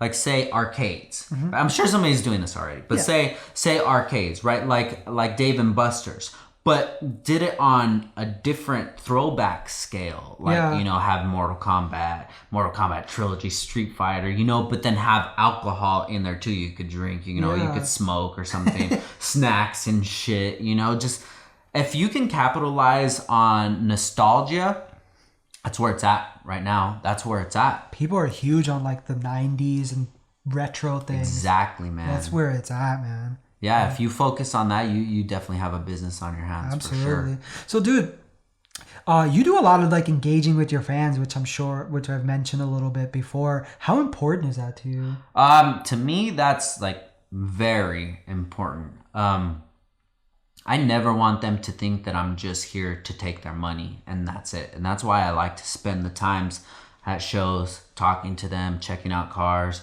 I've done it so many times where we'll, after a show, you know, we'll go eat or hang out at the hotel or whatever. It's like, I like to make friends, and I like to have people around me, like-minded people that we just talk cars or whatever. And I've built so many relationships like that.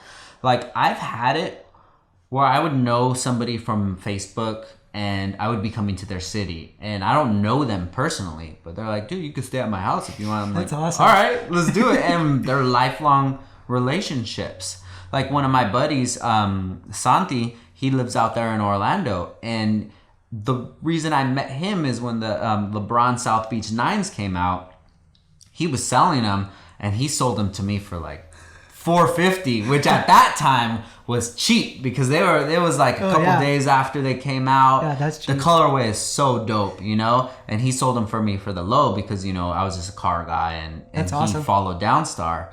And then when I went to Eibach, when I went to H Day in Orlando, I posted up, I'm gonna go out there. He's like, dude, you come stay with me. I'll pick you up at the airport. I'm like, all right, cool. And like, I just saw him this past weekend, and you know, we're still homies, and it's dope, man, to be able to build relationships like that. Yeah, that's cool. And if I was just a guy who would just come in, come out, and that's it, just do my thing, like I wouldn't have those relationships. Yeah, that's awesome, dude. So, dude, tell us about your YouTube channel. Oh man, dude, the YouTube channel, like I've seen the lane that YouTubers have and that what they've created. And you're just like, I have to start one. I'm a competitive person, and if I see somebody doing something that I can do better than them, it's not, I don't think of it like this dude doesn't know shit about cars. I think of it like this dude has this reach and he doesn't know shit about cars. Imagine what I can do, you know, if I put my personality into it and showed people my side of things. So I started doing the YouTube channel.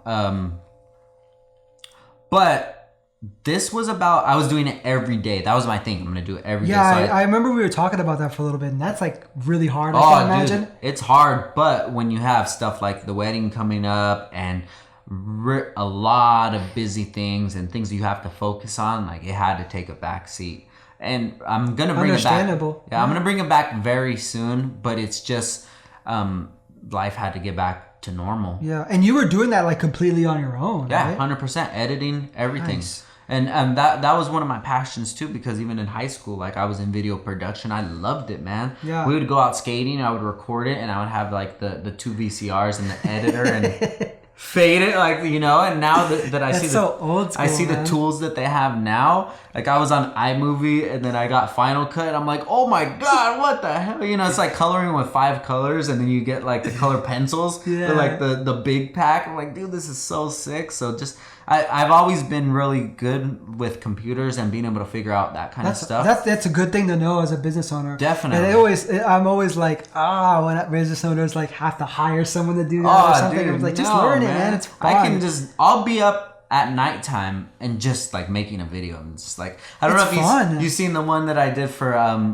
Black Friday, Bolt Friday, where we made like a retro commercial. That was so funny. Dude. It was an afternoon, bro. Me and my guy Brandon, who was working here with us, I was like, dude, I told him the idea. I was like, let's do it. That was funny. We went to the thrift store, bought him all his outfit, came back, we recorded it on the app because it's like a retro app. Oh yeah. And then I put it on my computer, edited it and everything, and then when it dropped, when I did. I don't know if you guys seen it. You gotta watch it, man, because the beginning is a wedding video, and it's somebody's real wedding. I just YouTubed wedding, and like this actual wedding popped up. So I took the video from that. It made it look like somebody recorded over their wedding video. Yeah, I saw it. Well, I want to say it was like Big Mike or somebody shared it, or a couple people did, and I was like, that's pretty funny. That's pretty funny. So it like did it into that, it like you're recording over it, and then it was the commercial, and then it recorded back, and then it was like step by step came on. That shit was so tight, dude. That's funny. Like, man. I have great times doing videos like that. Stuff like that's so fun, man, as a business owner. And then I also did the one for Cyber Monday. I don't know if you saw that one. I don't think I saw that one. I'll show you that one later, but that one's a more cinematic one. Okay. And we had this videographer that was working with us for a little while named Joseph, and he's a beast, bro. And so for maybe a couple months, he had footage for us. So I have it on my hard drive. So I had this idea. I had an old video of when I was a kid. Yeah. I was 10 years old on my birthday, and I had like money. I'm like, this is Frank's new money, you know, holding it. My dad's recording with the camera. So I took that footage and then I like voice overed it, and I was just like, when you do what you love, you never something, you know. And then and I put all the footage in there that he had from like high quality footage. And then at the end, I said, maybe Mondays aren't so bad after all. Nice. And then it went into like Cyber Monday to the code. That's awesome, man. But now I switched the last clip to just like Downstar and then just like Monday motivation kind of thing. That's cool, but man. That's a huge passion of mine. If you can man. have fun with that kind of stuff, man, the possibilities are endless, I always feel like. Oh, yeah, man. And like you had him on Halcyon, like his videos are... It's emotional, dude. To watch that and to see what goes into that, and so much thought, to be able to everything. appreciate that. And that's one thing that I think people don't do. They don't appreciate it because a lot of work goes into that. It's not just like that. You put music over it. It's what goes without saying that it's an art form, man. It's insane. It's art, and when I seen that.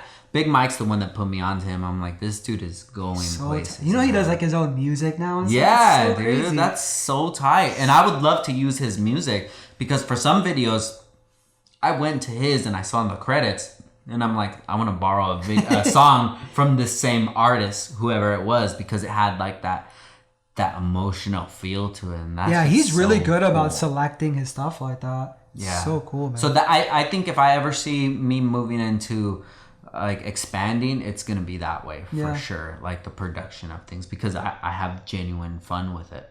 That's awesome, man. So dude, tell us about C2 and your relationship with him. He always like pops up on your YouTubes, and I'm like, that guy's cool. He's great, man. Like when I met his mom, he was maybe 4 or 5, you know. They like slept in the same bed and stuff, so he was like a mama's boy. Yeah. And our relationship just grew crazy from there, man. And it just from like a young kid just trying, like I never thought about being a dad, you know. And it was just to be able to see, like sometimes I'll just wear like my hat a different way, and then he's wearing a hat and then he'll wear it. I'm like, that's dope, bro. Such an influence. That's so cool, man. So I want to be the most positive influence on him, you know, and I'll talk to him like an adult. Like the decisions that you make right now, that you have consequences for them. So you might as well make the right decision, or think about the decisions you're making, you know. And like his personality in these last couple years, his personality has been coming out a lot, which is awesome. And he's got like his own YouTube channel. Dude, yeah, he has his own channel and stuff. And he's just, I'll be right here. I'll be like, all right, C2, ready? Go. Yo, what's up? It's C2. Like, that's tight, bro. That's awesome. Because if I had somebody who was like guiding me, I think I would have been at this level a lot younger. Oh, yeah. So I see it. That's all it takes. Exactly. You have to have somebody that has your best interest in mind and who understands how things work, you know. And that's what I tell him all the time, bro. He's like, oh, I want to be this. You can do it. You have to put in the work. Dude, it's only a matter of time before he comes out with like his own business, or like his something, or a car, or builds a car or something. Dude, my goal is when he's in high school, maybe 17, you know, senior year or something, he's going to be able to buy his own car, and like a dope car besides his project car that he's going to be working on. And it's not that he's spoiled, it's that like I want to be able to provide the best that I can, with a balance of teaching him life lessons, you know. And those are important things to learn, man. Oh yeah, that's awesome that you're like a father figure to him. Oh, definitely, man. Like 100%, dude. I wouldn't have it any other way. Like the relationship that we built is not just like a stepdad. You know, I look at him and I see the things that he does and the way he is, like that's my son. That's awesome. You know, man. It's dope, bro. And whenever he needs anything, he always has me to ask for it, and we're always there. We're always doing fun stuff. We'll have like Man's Day, and dude, I'll have him I took him and my nephew to Hollywood. Like I was telling you, we went cruising, and we took turns with them in the front seat. Yeah. And I'm just bumping music. I'm like, what do you guys want to listen to? You know, listen to all the young music and stuff, and just like, yeah, dude. And people are on the streets drunk, and they're like, oh, and they're just like, that's experiences. You have to give them these, and they'll have like really cool stories to tell. They'll like, never later forget on. that because the kids at their school, they're not having those opportunities. And even if they do have a bigger brother or whatever, they're not hanging out with their kids. But I see the bigger picture. That's awesome. I see that, you know, what I'm showing you guys right now. I've told them this. I was like, when we go cruising right now, when you get older, you guys are going to come and do the same thing with your friends or your girlfriends or whatever. You know, you got to have fun, man. Dude, I'm excited to see like what his future holds with all that. Me too, That's man. going to be fun. Like, I really see it as being something extraordinary, you know, not just some kid who has a YouTube channel. Yeah, it's just like I can see the family just growing in like a crazy pace. You know, I'm always thinking of new ideas and the personalities that we have. Like even the way that me and Ashley interact with each other, a lot of people tell us like, dude, that's so cool. And it's not fake. We're not like, oh yeah, I love you. And then after that's that, real life. Yeah, it's real life. And that was one of my things for YouTube is I want to be the most genuine part of me that I can. I want people to. I've had YouTube videos that were short, and I'll be like, you know what, guys, I'm like, it's busy day today, and we're not really doing much. This is what. And as long as you're like straight up about it, that goes a long way. Exactly, because I'll meet people, and not just YouTubers, like a lot of people that are influencers online, and it's like you're not even the same person. You're not. Dude, I had this conversation with one of my buddies the other day, and it was interesting. He was pretty much saying like the exact same thing, and he was saying like how it bugs him whenever he meets somebody and he thinks like, man, this person's so different from who they are online. Exactly. And it bugs him. Or when people are like, oh, like you gotta give that person a chance. They're different in person, and it's like that's like being fake. Yeah, you know no, 100%, dude. Yeah.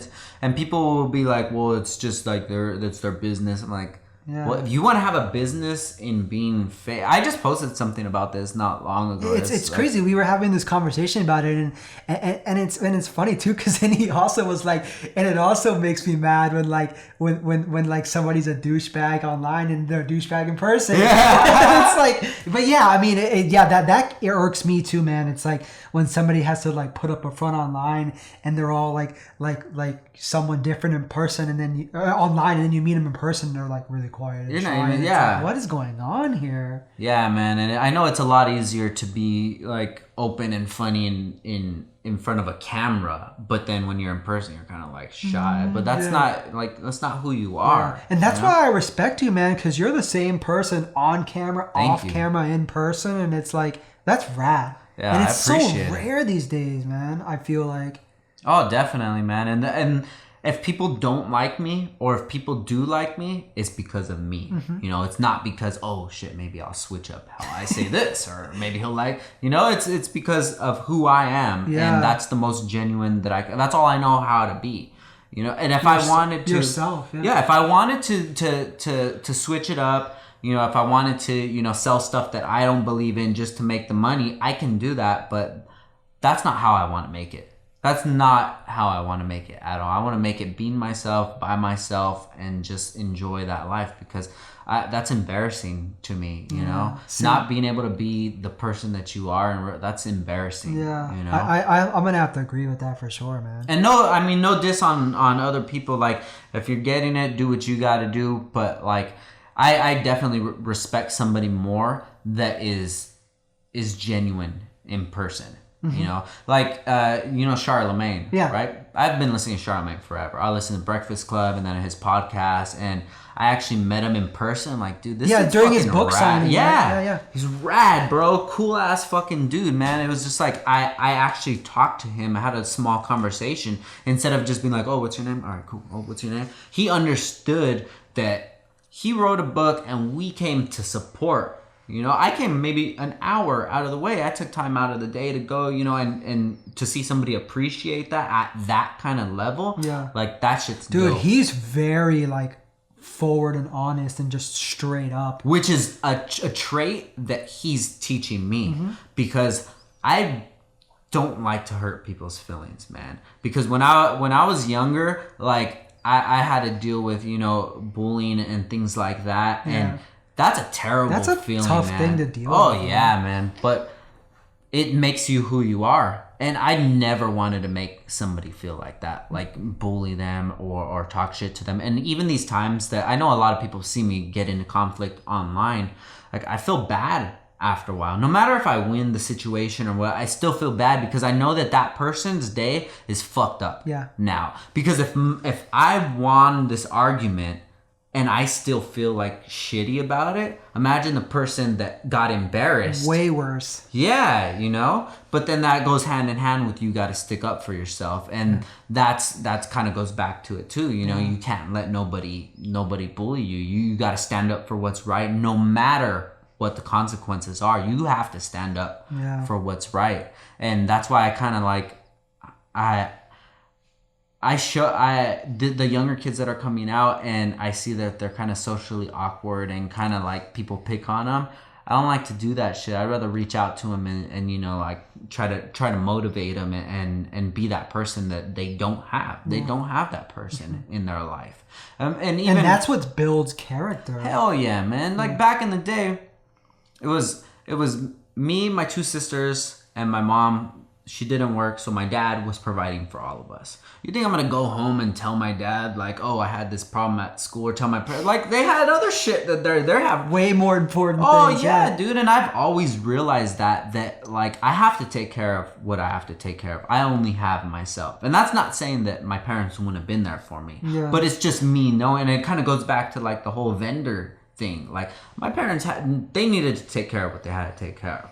So I have to take care of what I have to take care of, you know? And I used to like, I would do homework at lunch sometimes, you know, because I didn't have friends and I would go do homework in class or whatever and at least get ahead so when I get home I could go skate but that kind of took me out of the element where I would have to fake be somebody else that I wasn't, you know, just to hang out at the skater table or, you know, or there's obviously going to be the head at that table and me just be like one of their yes men. Nah, I'd rather just be by myself. Just leave me alone. Just let me do my own thing. Real, Exactly, you know, and I like to shoot for the underdog, bro, all the time. These people that they get picked on and stuff. And that's pretty much the big reasoning to like the heavy in the streets EG, you know? And it's just, don't do that shit, guys. Like online, it's hard, man. And even in the comments, I know there's gonna be people talking shit. Don't do that, man, because it's a representation of you. So if I'm online, if you guys would see me online and be like, "Oh, your fucking car is whack, you're lame," and people are gonna be like, "Dude, what the fuck's wrong with this dude?" Like either he's a dick, or he's got something going on, and that is his release. He's got some shit going on in his mind. Something's going on in this person's life. So when I'll talk to somebody and they'll talk to me crazy, I'm like, dude, what's wrong, bro? You having a good day? Like, what's really good? You gotta hear them out. Exactly, because people don't know how to release it. You know, what if they're having problems at home or something, and then they're just like, and you're like, your car sucks, and you're like, and then they see me having a fucking good day, and their day is terrible, and they like don't even fuck with me anyway. I'm like, man, fuck you, you know, like, dude, what's wrong? You all right? Like, I know I have this confidence in me. If I was able to talk to every person out there, I guarantee that we would leave being friends. I guarantee it. That's all it takes. Yeah, that's all it takes, face to face. And I've had these face to face conversations with people that I've had beef with before.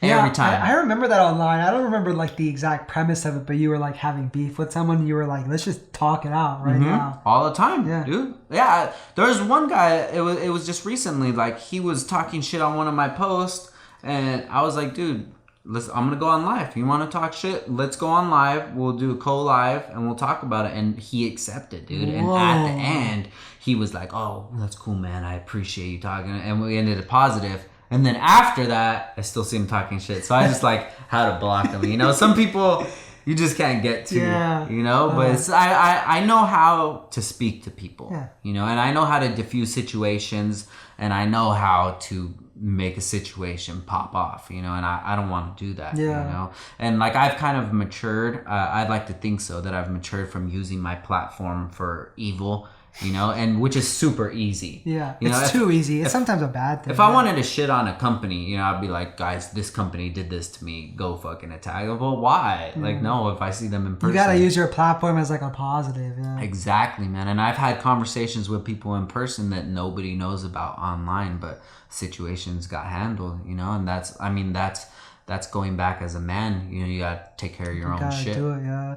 So, dude, speaking about like talking to people and just like getting to know them, tell us about Huffy Talk. Oh, dude, I don't even know if you know where Huffy Talk really came from. I have no. Let's hear. All right, so I'm from California. I like to smoke. I'm fucking 33 years old. I got my shit together. I'm good. If you don't have your shit together, don't be smoking. And drinking too. Like, I feel that if you don't have your stuff together, there's no reason to go party Saturday. Agreed. Friday, Saturday. Heavily agreed. What are you celebrating? Nothing. You worked 5 days. Wow. Like, now I think that I've earned the ability to celebrate. And it helps my creativity and it helps me relax. So at nighttime, this is probably over a year I've been doing this. At nighttime, I'll go in the garage and I'll smoke. I'll go live and I'll just bullshit with people. And it's usually like maybe 15, 20 people. But it's a really intimate group because they'll come back and it's like a live show for them. And we'll pick up where we came from like the night before, So we're just hanging out, smoking, and I was like, dude, we should call this something, guys. Like, this is fun. So we're like, oh, what do we call it? Garage Talk, this and that. I'm like, what about Huffy Talk? Because I had a Huffy bike hanging behind me. That's awesome. I bought it from Walmart to ride around the block, So I had the Huffy bike. So I was like, dude, let's call it Huffy Talk. Hell yeah. So everybody started putting the bikes. So that's why I say throw the bikes up, dude. Nice. So we'll start it up. And I'll do the bike and then the talking emoji and then pin in like, oh, it's Huffy Talk, So then I'll be like, welcome to Huffy Talk. I'm your host, Frank Downstar, along with my co-host, Huffy McHuffington. Together we make Huffy Talk. And dude, we'll talk about aliens, conspiracy theories, relationships, anything. That's right? Cool. That's awesome. So then it came to the conversation one day like, man, what if we had a guest one day? That would be cool, but they would have to come over or whatever. Oh, we'll think about it. Well, what if we actually made this a show? Made Huffy Talk a show where we give them the login info and it was a scheduled thing. Like, dude, that's such a good idea. So the next day I made the Instagram Huffy Talk and then it was every, Monday and Thursday, I think it was at 7:00 there was a new episode. And with all the relationships that I have in the community, I just rather reach out to people and like, hey, you want to do this project that I'm working on? And, excuse me. And they're like, yeah, let's do it. So Big Mike was the first one. He did it. And then kind of just took off. That's that's super cool, man. Yeah. So then at nighttime, me and the guys, there's probably like 10 guys in there that were there when that idea came up. I'm like, damn, so what do we call this? And we're like, Puffy Talk. So now that's Puffy Talk. So if you guys ever see me on late at night, come through and experience some different stuff. That's rad, man. Yeah, it turned into its own thing, man. And we were on 2 seasons already. But one thing is, I just feel like the community is not as mature to accept that information. You see the comments and people are just talking shit. They're not taking it seriously. Yeah, I've noticed that a little bit, and I'm just like, what is up with people, man? It's frustrating. And like you say, Mark Arsenal, I looked up to Mark Arsenal too. He has the illest and like he's a big staple in the community. And there was like 60 people for him. I'm like, how are you ever gonna get this one-on-one for an hour with this person that's done so much? Someone who's like legendary. Legendary, dude. You guys don't even respect this, And it's just like, I have so much shit going on in the day that to be able to facilitate this, to ask for these favors with people, and then set it up. Finally, get everything. All right, cool. It's on, babe. Ready? Huffy Talk's on. Let's go. And then you see the comments like, "Who's this pussy?" or whatever. Like, Yeah, people just have like no respect. What man. the hell? Like, I don't even want to do it. Yeah. I'd rather do it on a platform like this or something. But season 3 is gonna come out. I'll see when. It's gonna be once a week now, scheduled just for an hour. Yeah, dude. Well, another thing you should do. Have you thought of like potentially maybe like recording it and putting it on your YouTube channel? Yeah, definitely. I have one on there, and I have a lot of them, the videos already saved. Yeah. Like Busimoto, he's on our YouTube channel right now. We have a Huffy Talk YouTube channel. Cool. And I have a lot of the videos, but it's just like a motivation thing. Like I don't feel that the community is mature enough. I agree with you on that. It boggles me sometimes, like the shit that people will say like behind a computer, and it's like, or a phone rather, and it's like, you're not helping at all. Yeah, dude, and if you're in like the muscle cars or old schools or something, and Chip Foose is gonna be doing an hour long, like dudes are gonna have notepads. They're gonna be like, okay, cool, what is he, taking down notes. Yeah, because it's like information that you want to like soak in. And these kids out here, they're not even trying to do that. They're just trying to get. They want to be in their own lane by themselves, and like that's it. It's terrible, man. Yeah. And if you guys want to see Huffy Talk come back, like. You're going to have to get a little more mature, man, because I don't want to put up with that shit. I wasn't even making money from it. Yeah, it's just all out of your own like, good deed. And who has these connections that I have and that are going to use their connections to better the community?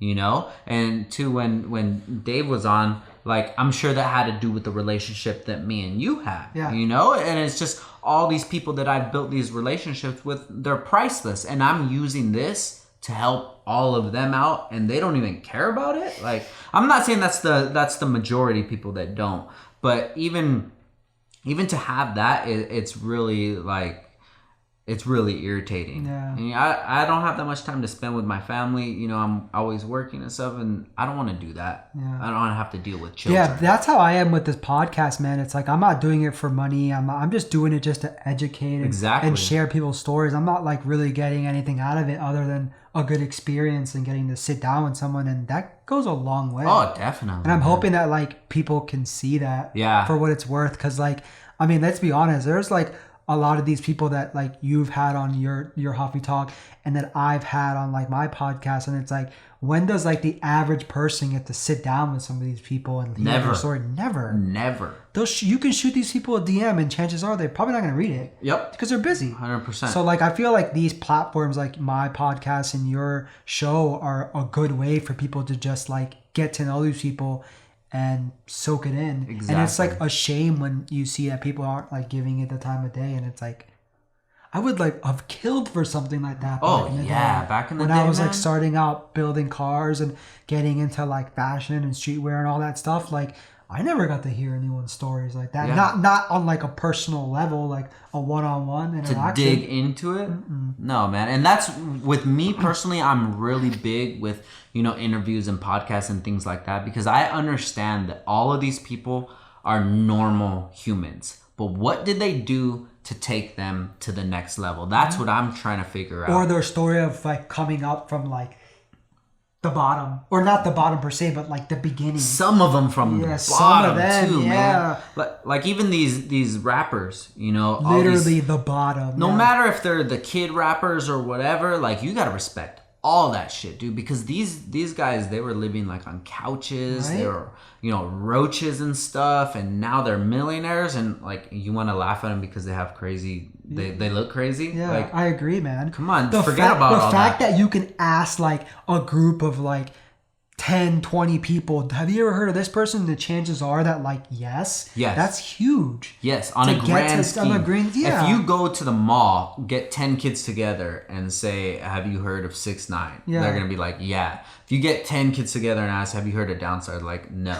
Like, obviously that dude has way more of a reach than I do. Regardless of the way that somebody looks, or if they're putting out, or if you think their music is shitty, you have to at least respect the fact that they're like on that. And if you can't respect that, your whole perception is whack. I agree. Yeah. You feel me? You have to. And I'm a hustler, dude. So I respect it all the hustle that people do. And when I see people come, even in the car community, when I see where they started out from, like even Dedicated. I don't know if you know Garrett. He has the brand Dedicated.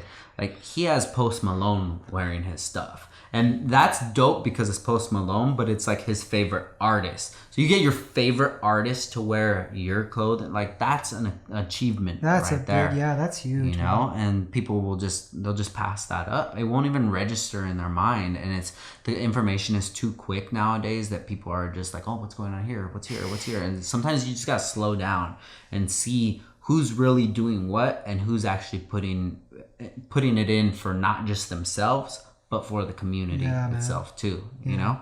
Because this is for you. Yeah. This is you. This is an expression of yourself, but this is for the community as well. And not a lot of people are looking at it like that. Yeah. I just want people to see like where my guests have come from, what they're doing differently, and just like who they are, man. Yeah, definitely. Yeah, like just a lot of people just aren't gonna know off the bat like what your first car was, or like you know about your family and like that you just got married or something. But it's good to like hear things like that, to know that like at the end of the day we're just all like regular people. At the end of the day, man, if you see somebody doing something that you want, rather than just hate on them, just know that if they did it and they look like that, maybe you can do it. You know. Yeah. You can figure it out. Whatever you think, oh, that dude's ugly.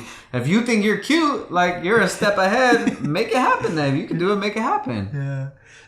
So, dude, tell us about like where we are, like your shop, man. Tell us about like, you know, the process of finally getting like your shop and like the impact it's had on your business, and just like tell us about it, man. Dude, it's been a crazy journey, man. Like when I first started out, I had like little bins like this. So bolts in this one, washers in this one, you know, like tape right here, and just in my room.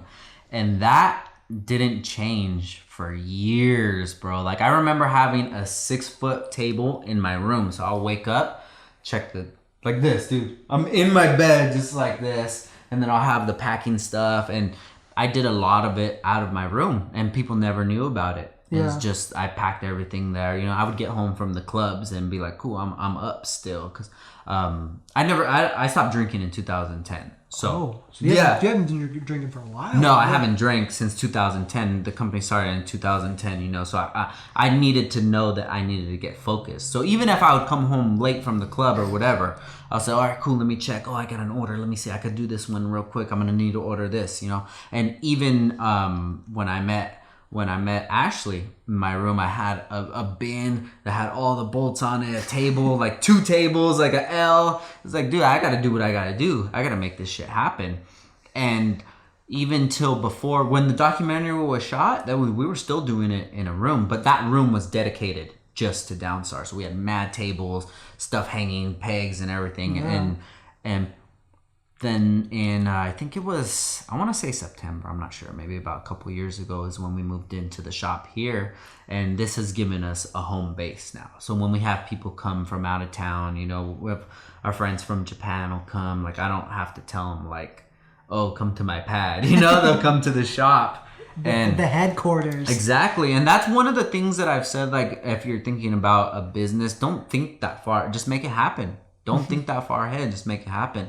Like, I was strategic with it. I wouldn't take pictures of my room or the kitchen or be like, oh, yeah, you know, like I made it known that I didn't make it known that I was doing this out of the house. I would always say we, you know, even before it was just me, I would always say we, because I had a bigger idea of things. So when we moved into the shop, we made it the headquarters, and you know, I've always wanted to have my own storefront. You know, we have a storefront, people come in. That's you know. huge. It's like official. Oh, dude, I need a whistle, bro. Like 100%. You know, and then we've had already 2 meets. Like 2 big meets at the shop, and they're awesome, man. Like a lot of people. Did you guys have one for like a grand opening, or? Yeah, we had a grand opening one, and then we had the anniversary one, and that's where we did that cruise that I was talking about. Yeah. And it was even my buddy flew in. My buddy RB from Milwaukee. You might know him. He has that red NSX, the right-hand drive one. He just. RB. He flew in a few days before to go to the grand opening, and we like drove to LA, and we're like, all right, cool. If we make this exit turn here, dude, there's a tunnel that goes this way, and then you go this way. I stopped in the tunnel because I was the first one, and I stopped right there, and everybody just burning out. It was so tight, man. And That's it's just awesome, like man. doing whatever the hell you want to do, man. This is my spot. I come here, do what I want to do. You know, I come to the shop whatever time I want. You know, Aaron's working right now. Like, we have the car, and it's dope, man. This is home base, and there's nothing like it. You know, but it takes time to get to this point, you know, because I could have still did it at home. I could have converted the garage or something, but I want to grow. I want things to grow. I want to go to the next level. And there's no better way to make it official than to like have an actual shop, exactly, a storefront. Man. Yeah. Whatever you want to do, man. I could do anything that I want to this shop, like graffiti or do any kind of the thing. art back there is cool. Yeah, like the art, dude, that's like freedom. You know, that's freedom. And if you're a creative person, that's priceless. Cool, man. Awesome. So, dude, let's switch it over a little bit and talk a little bit about cars. Tell us about your current build right now. Well, right now I have two. I have the right-hand drive, which I'm kind of content with it. If I change anything, it's going to be a couple small things. I think I might do like the K-tune intake, throttle body. You know, I got to get a new cold air because I messed mine up, but it's pretty much done with how it is. Yep. The Heavy in the Streets EG, if you guys haven't seen it, that's the one with like all the graffiti, the Lambo doors, underglow, stuff like that. That car is basically like the fuck you kind of car. I'm gonna do whatever the fuck I want to do, you know, and nobody's gonna tell me differently. So that was the idea behind that car, and the only thing that car is missing is the speed. So we're switching it up. Okay. I'm gonna make it Force a race car. You know, you guys doing like a turbo or top to bottom, top to bottom? dude. Yeah. Nice. So we got the CSS block. We have 4-piston head. We got pistons rods. We got the FCS fuel cell. You know, rear trailing arm setup. Drag wing. Like, that car's gonna be gangster, dude. It's gonna have the wide front end. I got Bellic slicks. Or Bellic wheels. I just got the slicks, you know, the skinnies. I feel like I saw those. Yeah. Underneath the so it's just gonna have everything, you know. It's gonna be turbo. It's gonna have, but it's fast. It's gonna have the same theme though. Everything is gonna be the same, like the pink and the teal. It's gonna have the same theme, and that's just to have fun. You know, all the stuff that I've done to that car is what I've always wanted to do to a car at certain levels. You know, I always wanted a car that had underglow because when I was younger, I was Fast and Furious. I was like, that looks so cool, you know? I wanted Lambo doors. I wanted, you know, like, I wanted to have the gutted look, nothing in there. So the whole harness, I actually gutted the whole harness, took out every single wire that I didn't need and hid it in the car. So if you look in the car, there's no wiring at all. The wiring's on the outside of the car, comes through, and it's all hidden under the dash. And you're talking about, if I didn't use my speakers, my stereo, I took out every single wire that had to do that because I come from a wiring background, so it just made sense to me. The heater, the AC, took everything out of it. I always wanted a car with nitrous. I put nitrous on it. Tinted windshield. Just like anything I wanted to do, graffiti engine bay, loud colors. That was just like your like ultimate platform. Exactly. I'll do whatever I want to do. Like a big FU, you said. Yeah, and people see the car and they're like, oh, this is just because he wanted to do it for marketing. For one, I'm not stupid. This car is going to market well. But for two, I just didn't like draw a bunch of dildos on it and you know, and like stance it out crazy and be like, oh, look at me. Like, no, everything is dope in there. Like, my boy who did the graffiti on it, like, he's been doing graffiti since high school. Like, he got down, bro. And if you look at it, there's so many crazy the details are cool. Like the dollar bill and stuff. Exactly, is super cool, dude. And I like wrote on the dollar bill like all the shit I feel about money and, you know, society and how people just chase money. And, you know, I said, I'm gonna put this shit right here. I'm gonna clear this, and people are gonna see that, and it's just be like, you know what? Don't get focused on the money, because one day it can all be gone. All be gone, You know, and that was the idea for that car, and a lot of people don't know that. But everything I've done to that car is because I want to do it. And then the brands that I decided to use were the ones that I always use. You know, like the Rywire, K-Tuned, Hassport, Checkered Sports, Downstar. Like, those are the companies that I wanted to use, and I always use them. And it was all like meticulously planned out, which is super cool. Dude, we anodized so much shit that doesn't come anodized. Like the K-Tune throttle body, that was brand new. I was probably the first person to have that throttle body. I tore it down. Sent it, anodized it, sent it back to them. They put it all back together and sent it to me. Cool. I've gained a good relationship with them. So anything that I need, they're able to help me out with it. Fuel pressure regulator, anodize that shit. Everything, dude. So I don't care if people want to talk details to me. Like, no, you're not. It's not the same level. Like, I'll show you what I'll show you right what I mean. Yeah. You know, like the subframe is powder coated. You know, the sway bar, like the everything, dude. That's awesome that you were able to just like fully go all out. Yeah. So awesome. It was just, it's the biggest, you know, fuck you kind of car. But if you put it next to another car, if it was just solid colors, like they would be competition. Yeah. You know, but people want to say, oh, it's, you know, it's girl colors or it's graffiti or whatever. Like, okay, whatever. Like if you can't see it, then that's fine. And so, dude, you picked up a BMW M4 not too long ago too, right? Yeah. You have any crazy plans for that, or just gonna keep it stock? I mean, it has a JB4 on it already. It has full exhaust, custom or catless downpipes. That's pretty much as far as I'm gonna go with it. That was the first new car that I've ever had. Yeah, I remember I read that when you said that. It was the first car payment. Yeah. Oh, dude, for real, like. My newest car before that was my RSX that I had. I had a 03 RSX. It was pretty cool, but then I got the M4. You didn't buy that brand new, or you did? The RSX? Yeah, no, I didn't even buy. I've never had car payments. Okay. So it was about 2016. Ashley, she wanted to get a new car. So I was like, okay, cool. We'll get a new car. But I want you to give your car to my mom because my mom didn't have a car. She's like, all right, cool. So two birds, you know, I gave that car to my mom because my mom was watching my nephew and she didn't have a car. So I was just thinking like, if something happens, she needs a car. Yeah. So I said, Ash gave her the car. I bought the car for Ash. And that was the first car that I ever had payments on. And that was the biggest purchase that I've ever made before was that car. And I bought it for her, you know, because I wanted to help her out before helping myself out, you know? And I was never that person. I was like, flip, let's keep flipping. You know, I could have bought a new Beamer or whatever, but I'm like, nah, fuck it. Let's keep flipping. Let's keep moving. And it was about time where I wanted to get a new car. And I was going to ball out. I was going to, like, get a Lambo, dude. I was there. But I remember you were talking about that. I was like, oh, is he going to buy one? Dude, I went to the dealership. Yeah. Fucking assholes, bro. Really? Like, you know what? I don't even want to deal with this shit right now. I bet you that just, like, ruined Oh, dude, it sucked, man. So Ash, she's been working at BMW for, like, 6 years now. And she's like, just come in and check out the M4 or, like, an M car. She's like, you'll like it. I'm like, all right. I've never been in a BMW. So just was that your first German car ever that you've owned? Yep. How do you feel about it? You like it? Oh, dude, when she told me to come in, I seen it.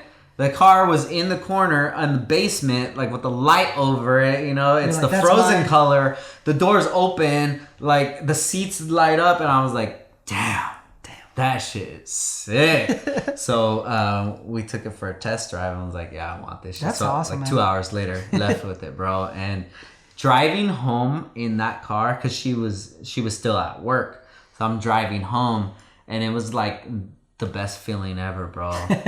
I felt like everybody was looking at me, dude, because it was like the biggest accomplishment, you know? That's super cool, man. Yeah, I'm not going to say how much it was, but it's fully loaded. Everything. That's crazy. Everything that car could have, it has. Nice. You know, because I was like, fuck it, dude. I'm gonna ball out. If you're gonna buy something, you might as well. Dude. So I got it, and then it's such a good feeling, and to have somebody like your significant other that like is not like, you don't need that, damn it. You know, like she was like, fucking do it, like let's do it, you know. And then she'll drive the car too. And when we went on that cruise, like she raced someone because I was in the right hand and she was in the car with like her homegirls, and I was like, get him, babe, and she fucking smashed on him, dude. It was so tight. That's awesome. But it's just like, you know, the Lambo is gonna come, and that's like my dream car. That's what I've always. Hopefully they're not assholes again. Oh yeah, dude, it's gonna be a different situation when it comes to that. You know, I don't want to bite off more than I can chew, and I have more important things that I have to do. That's cool that you were able to like figure that out, and it's like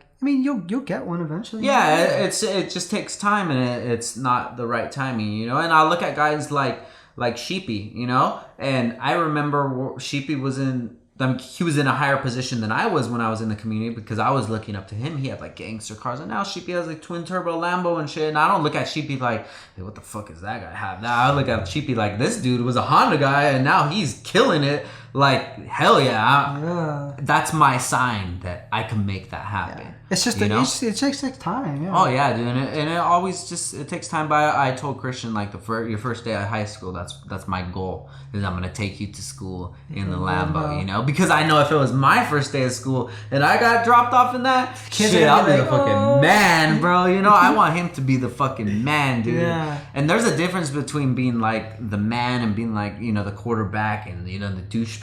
Imagine if you're the fucking man and you're like cool and everybody's just like, damn, like Christian's fucking cool, dude. Game over, bro. You're not peaking. You're not peaking in high school like most of those guys are. You're like, this is your start into who you are as a man, you know. And that's my goal that I want to accomplish for him. And it's just, I'm a really visual person, and I've visualized everything, and it just takes time. So this hustling that I'm doing, that shit's not out of reach for me. I'm not saying monetary wise. I'm saying it's not reach out of to me and mentally, you know, because a lot of people, they'll psych themselves out mentally, you know, and be like, you can't get that, like that's that, and it's like, you know, because you're talking from your point of view. Because when you get off work, you don't do shit. You just get off work and you're like, all right, I gotta be at bed by this time, so I gotta know when I would get off work, I'll be hustling still, you know. So if there's something that I want to get, I'm gonna get it, hands down.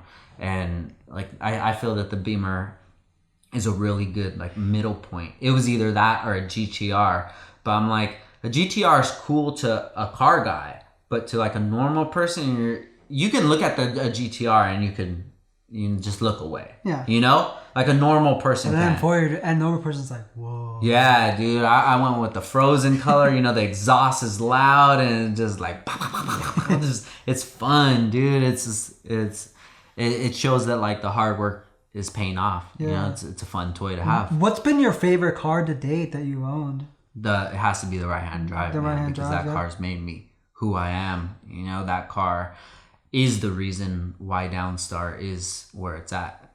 And it was a relationship that I built with the car. Yeah. You know, that sounds funny, but it's just when you dedicate yourself to something, you know, I could have left the right-hand drive at so many stages it was at, and it would have been cool, but I want to do the best for that car that I can, and just, you know, have it grow with me. Yeah, man. And I feel that right now it's at a very good spot. Cool, dude.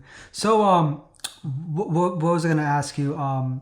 Yeah, man. So, one thing that I always like to ask people before closing out an interview is, just because it's always like nice to hear, where do you see yourself in like the next few years? Like, I know you've mentioned like you wanted to get like a Lambo, and you want to like, you know, I'm sure like, you know, you have goals. So just like tell us about anything that you like come in mind. I mean, I know it doesn't have to be specific, but one of the goals that I really have for Downstar is to be one of the biggest, if not the biggest company in the Honda community. And I'm not talking revenue wise, I'm talking one of the most influential brands, and that's where I'm after. Yeah. You know, and that's why we do a lot of stuff that these big companies don't do and can't do, you know? And that's my goal, is if I have the whole community behind me, it's endless. The possibilities are endless. So that's one thing that I want to keep providing cool products. You know, I want to keep moving forward, and I want to keep growing with myself and with my customers, because we're all growing. Like, I've grown with a lot of these guys, and the builds that they're coming out with are like light years away that when I met them.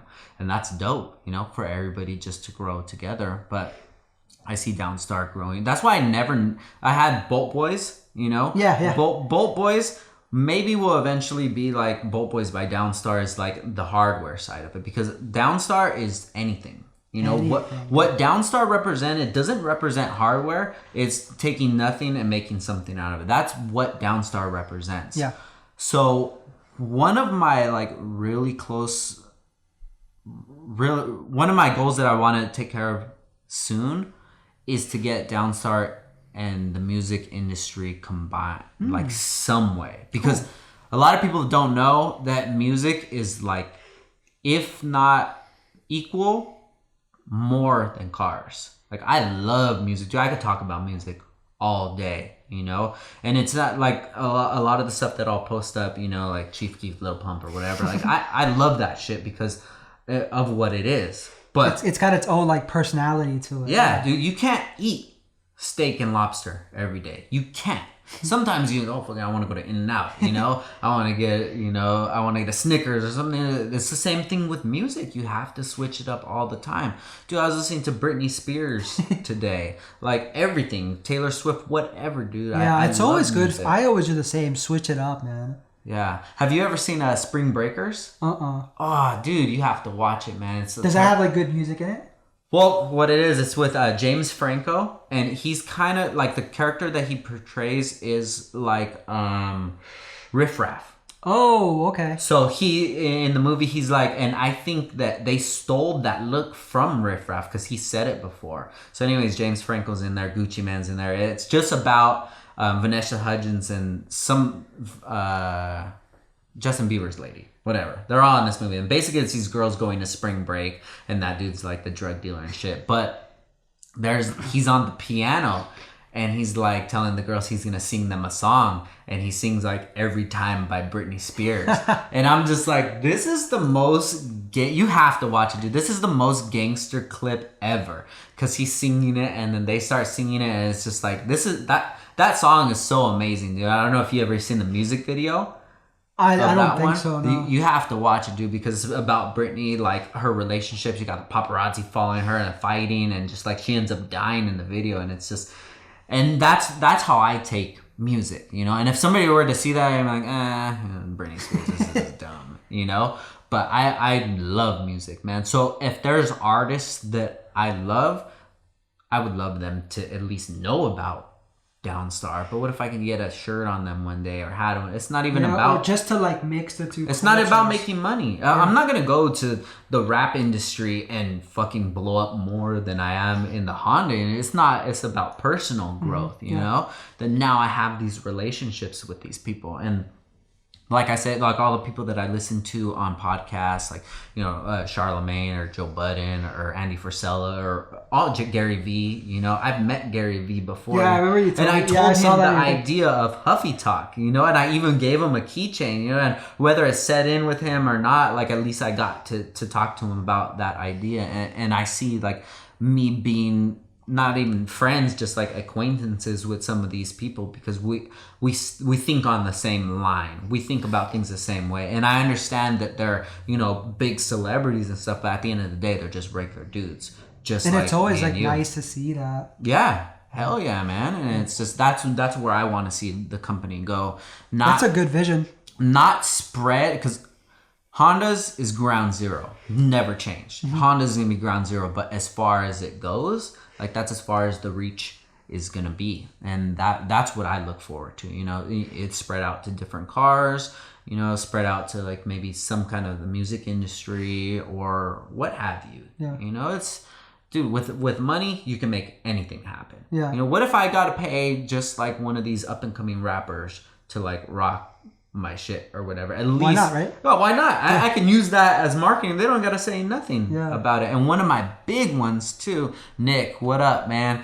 Nicky Diamond from Diamond Supply Co. Like, that dude has been one of my biggest inspirations, because he was like from foster homes and had a really rough upbringing. Yeah. But he was just dedicated. Came from nothing. Yeah. He was dedicated to skateboarding. So his first product was skateboard hardware. So he blew up off of hardware. That's why their stuff is like hardware heavyweights. And, you know, I've met Nick a few times, and like I never told him that I wanted to work with him or anything. But the reason that would be super cool though. The reason that I chose that teal was because of Diamond. That's the reason I went with that color. The sticker on it, it says Downstar. That's the Diamond logo. I just took all the letters that I could use, and the ones I couldn't, flipped them, cut them, and it says down, and it fits perfect. Nice. And the last time I talked to him was at Complex Con, and I showed him the car. He's like, oh yeah, I seen it, dude. Like, that's cool. I was like, yeah, man, I just wanted to show you that, like, I'm not trying to bite yourself. Like, I'm paying homage. He's like, nah, dude, it's all good. You know, and he's a regular guy.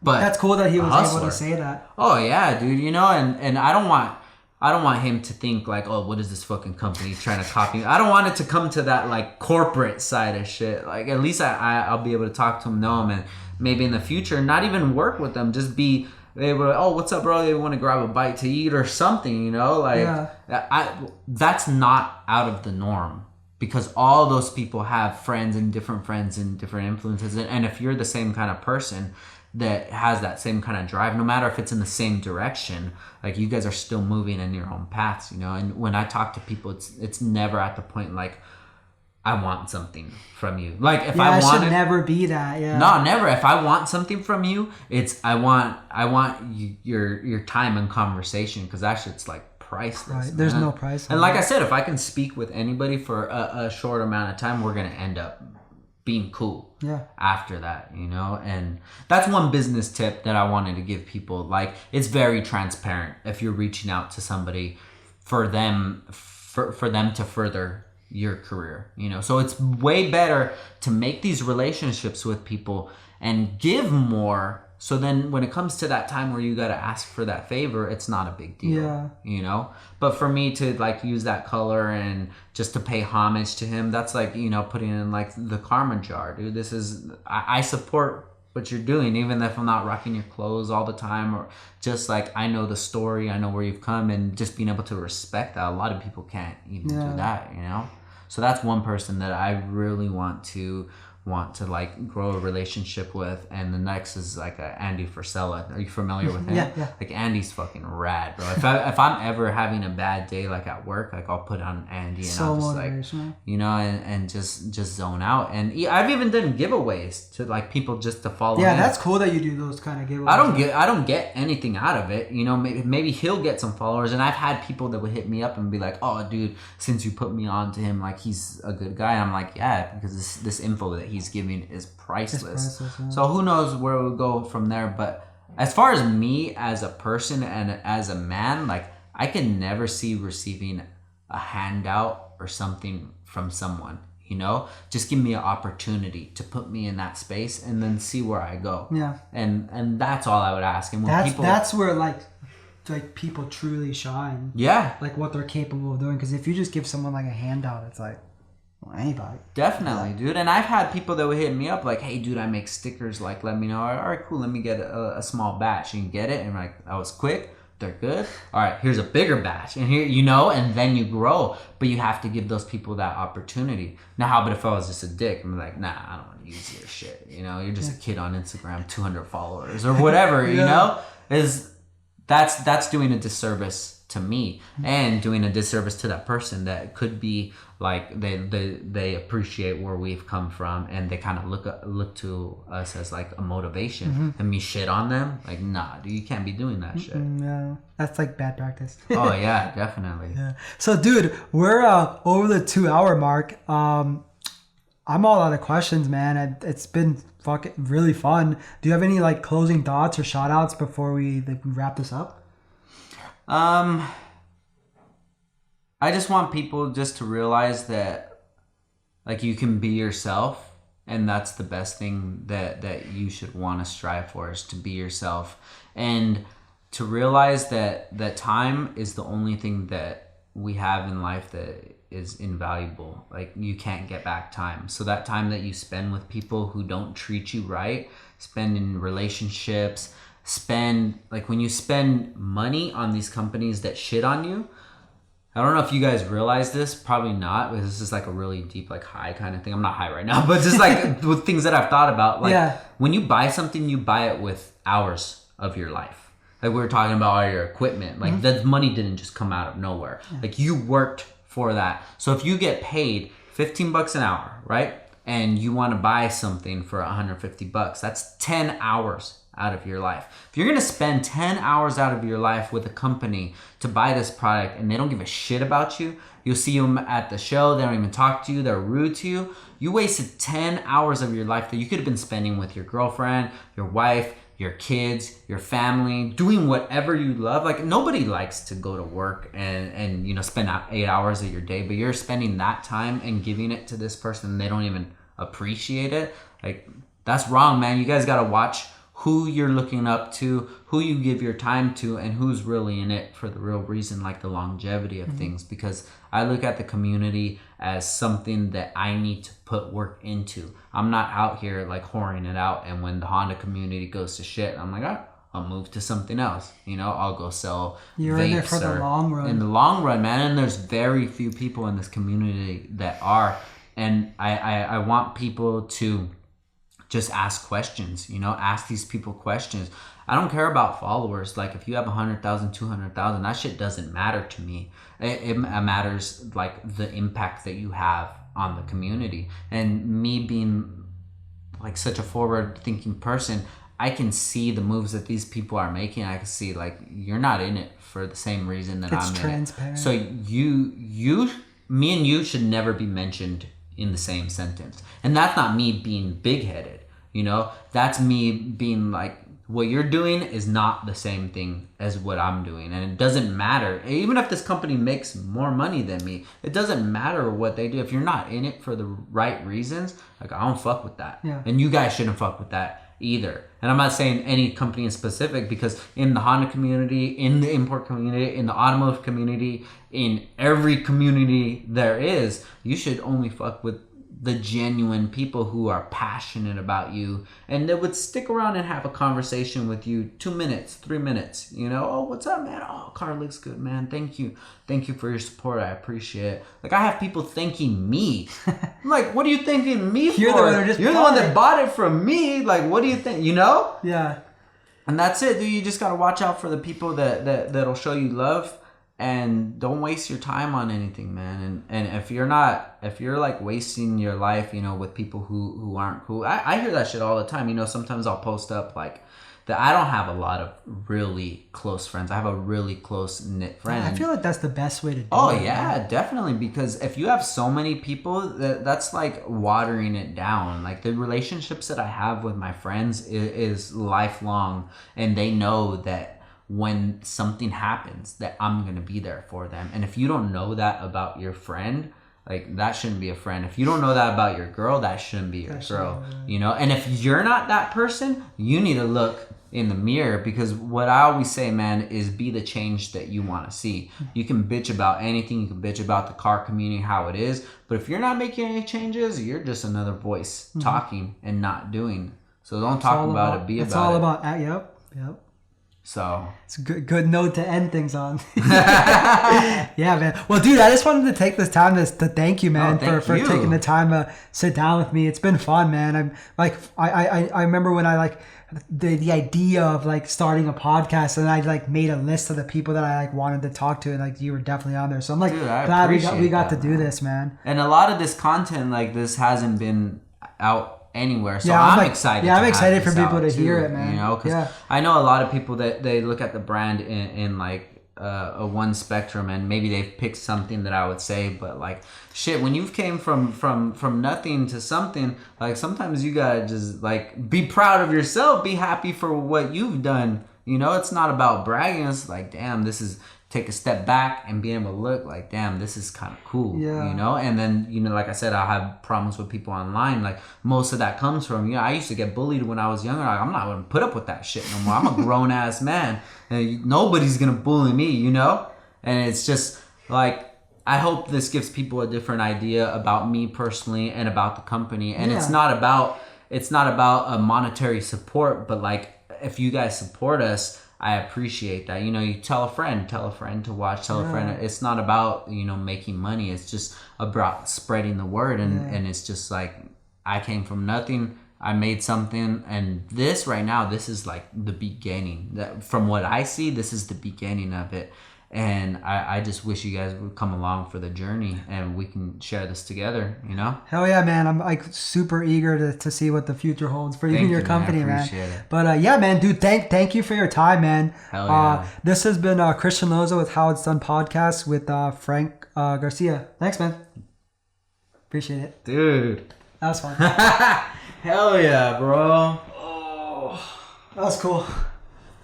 Felt good, dude. I like drank all my water. It was like such a different atmosphere, man. I love it.